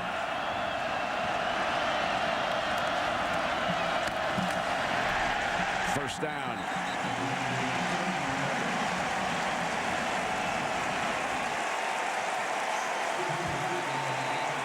A comfort zone for Jim Tressel, like a python, just slowly squeezing.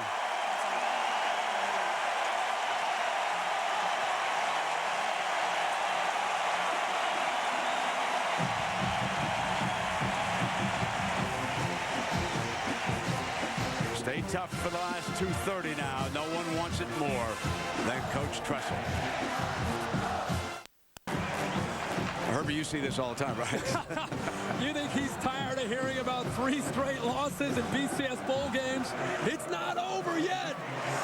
That game plan crumpled in his hand. First down and 10, and Heron pounds straight ahead. You know, one of the questions that we were asked about before the start of the game, and it's I think is really a good one, Herbie, was is the Buckeye defense? You know, there's all this talk when the Big Ten struggle in bowl games, and specifically Ohio State. They're not fast enough for these flashy teams from the SEC and the Pac-10 and the Big 12. Are they fast enough to stay with the Ducks? They have proved beyond a shadow of doubt. You know, all you have to do is look around the NFL, folks. There are plenty of Buckeye players out there. Santonio Holmes certainly comes to my mind. They can flat move. I mean, that was never the primary issue. No, but when you show up flat and uninspired in any bowl game, you're going to get exposed in certain areas. And I think the knee-jerk reaction is say, oh, they're not very fast, they can't run. You're right. You go down the list of NFL rosters, maybe USC, maybe Miami of Florida, but Ohio State doesn't take a back seat. So it's not about individual talent. And this will go a long way in helping to show people they can play. And here's the MVP of the night, Terelle Pryor. He just put the trophy away with that little bootleg for 12 more yards. And I think it's a sign of things to come in the 2010 season for Ohio State, a team that returns the majority of this football team back. You're going to see Terelle Pryor put in this kind of offense with Jim Tressel trusting him more and being willing to attack both running the football and throwing the football. It's a big night for Pryor and his growth. There's no doubt about that. Look at what Terelle Pryor has done himself against that fabulous Oregon offense. And this game was not played at the Duck pace right from the beginning. It looked like a lower scoring game than many people thought. We're sitting on what now, 43 total? And like I said, the last 6 or 7 games, the Ducks have been in the 60s. But tonight, the Ohio State D rules, and a point I want to make before we keep praising the Buckeyes, and they deserve it.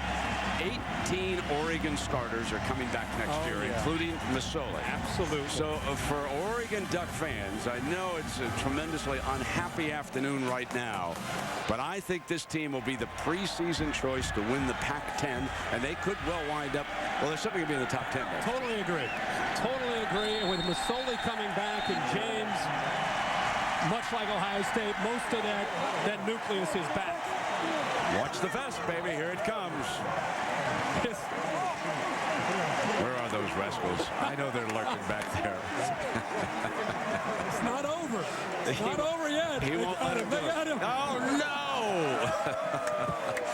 But he'll look at that clock and say, what's with you guys? There's 40 seconds, but he couldn't resist a big hug with Coleman. And the all Big Ten safety. What a day for the conference. Not just Ohio State. Penn State beats LSU. Northwestern goes to overtime with Auburn. But the Buckeyes rule.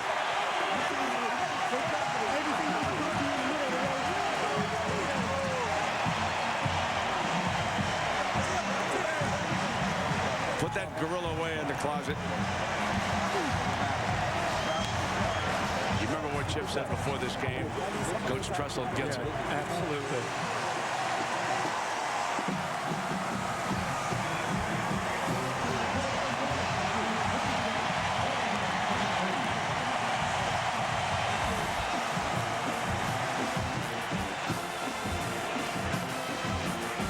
A touchdown in the first quarter and a touchdown in the fourth quarter. And field goals in between. Time of possession tonight, folks. 41-37 for Ohio State in this game. Let's go down to Coach Tressel with Lisa.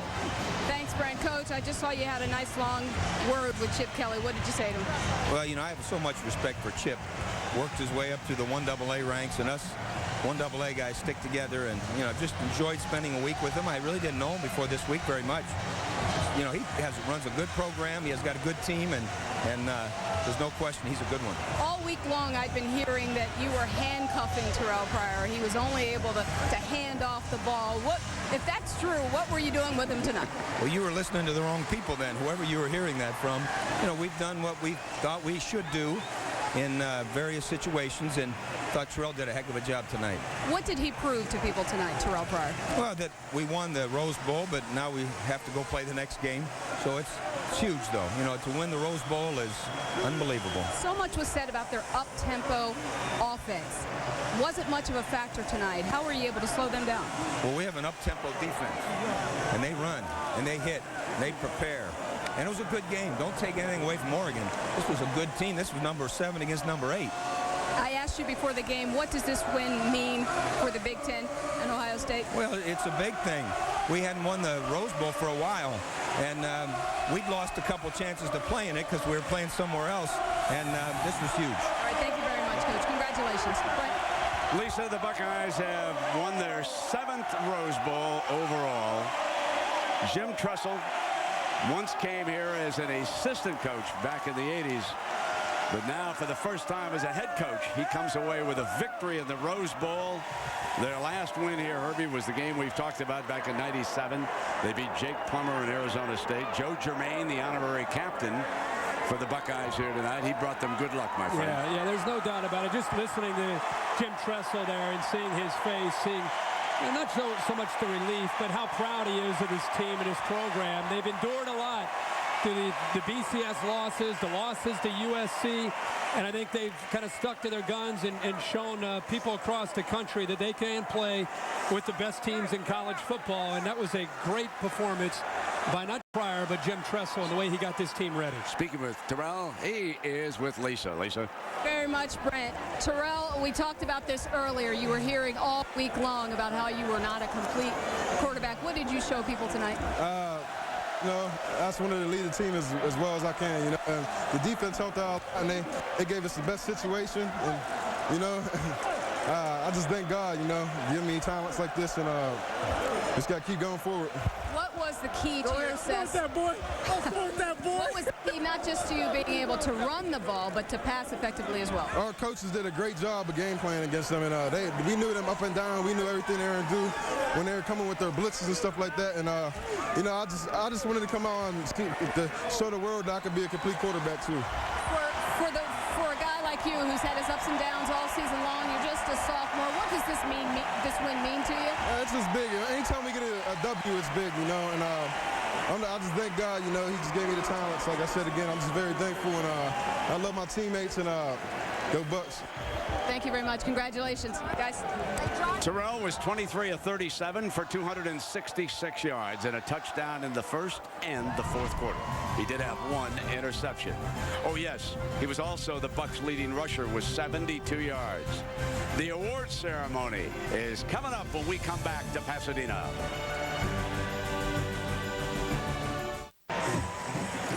Well, the Ohio State Buckeyes have assembled at midfield, and let us go down below to John Saunders. John.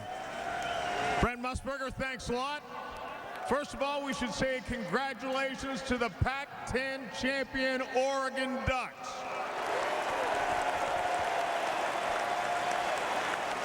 Joining me here on the podium is Ryan Cools of the Wounded Warrior Project. Welcome him.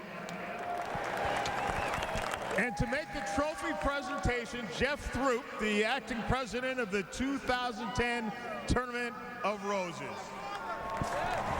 Coach Tressel, congratulations on winning the 96th Rose Bowl game.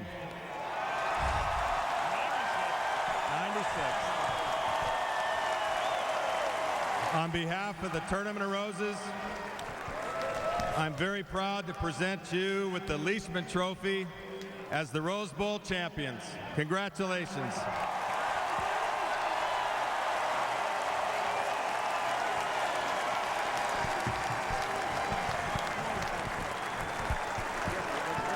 Congratulations, guys. Coach Tressel, it's interesting you start off the year with a tough loss to a Pac-10 team. You have a difficult game in the middle of the season to Purdue, but it seemed to you, to watch you on the sidelines, to hear you talk, that you never had any doubt this was a championship caliber team. Well, we're so proud of everyone that makes up Ohio State. These seniors are special. They provided tremendous leadership. The young guys followed suit. Our coaching staff and their families, our administration, our great fans, they're the best.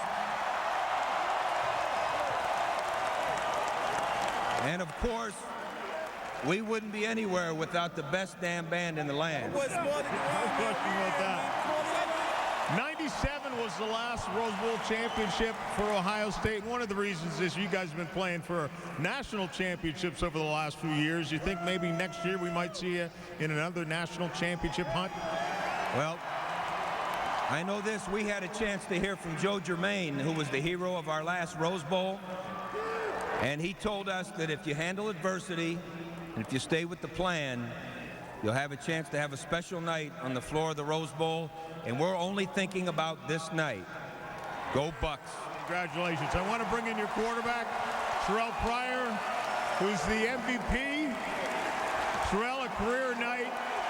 And I just mentioned to you before what a difference a year makes when you completed only 5 passes a year ago. You come out and you lead your team this year to the Rose Bowl victory. I mean, that's a compliment to the quarterback coach and Coach Tressel, just staying on me and just trying to get me better, you know, and my teammates staying behind me all the time, and God always. Congratulations once again to the Ohio State Buckeyes, the 2010 Rose Bowl champions. Right now, let's go back to Brent Musburger.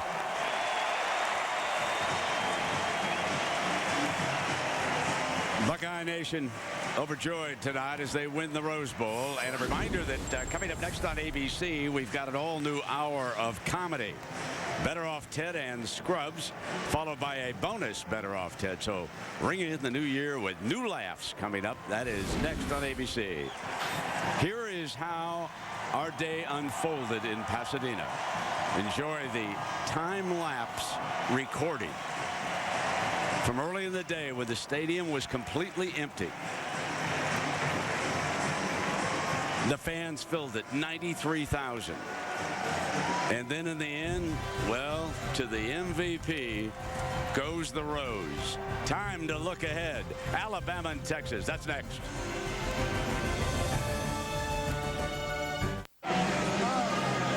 Kirk, time to celebrate with the Buckeye fans.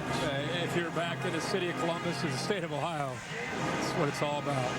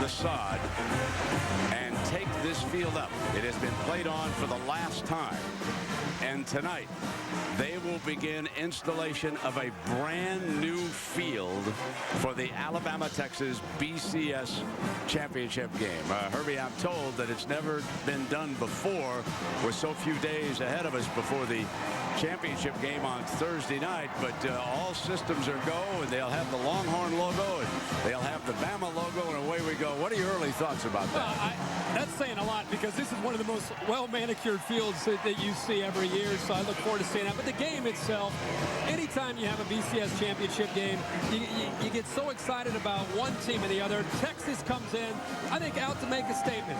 They've been ridiculed and talked about since their close win against Nebraska, and Alabama Alabama comes in with a great deal of confidence. With all that being said, I think the greatest thing is Nick Saban knows what it takes to win a national championship. He did it in 03, and Mac Brown knows because he did it in 05. So both coaches will have their teams ready to go. I expect an instant classic. Coach Saban went to the waiver wire to see if Ndamukong Suh was available and he could use him in this game Thursday night. I'm sure the Longhorn offensive line breathing a sigh of relief. Oh, but I forgot. Big Mount fella. Cody is coming your way. What's he weighing now? 350, 360 pounds. But it's the other thing is Nick Saban is probably the most creative defensive coach in college football. He's had a lot of time to get ready to come after Colt McCoy, and Colt McCoy's had a lot of time to get ready for Alabama, so that's the chess match that I want to see. Greg Davis is an offensive coordinator with Colt McCoy and that offense going up against Nick Saban and Kirby Smart of Alabama's defense. So we want to remind everybody that the BCS championship game, number 1 versus number 2 on ABC Thursday at 8 Eastern on ABC now, remember, the City BCS National Championship. There is Coach Saban and the Longhorns and Jordan Shipley with Colt McCoy. And earlier today, the Crimson Tide rolled into John Wayne Airport down in Orange County. Alabama and Mount Cody have arrived. So coming up next, except on the West Coast, stay tuned for an all-new episode of Better Off Ted from Pasadena. Happy New Year from all of us at ESPN on ABC.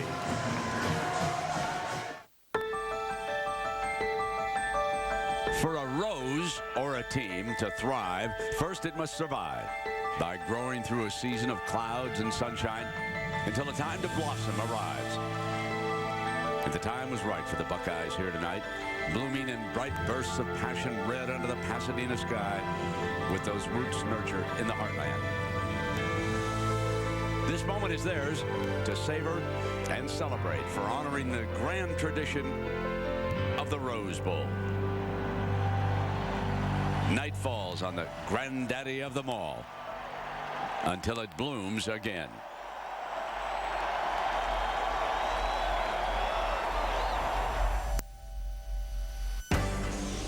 This has been a special presentation of ESPN on ABC.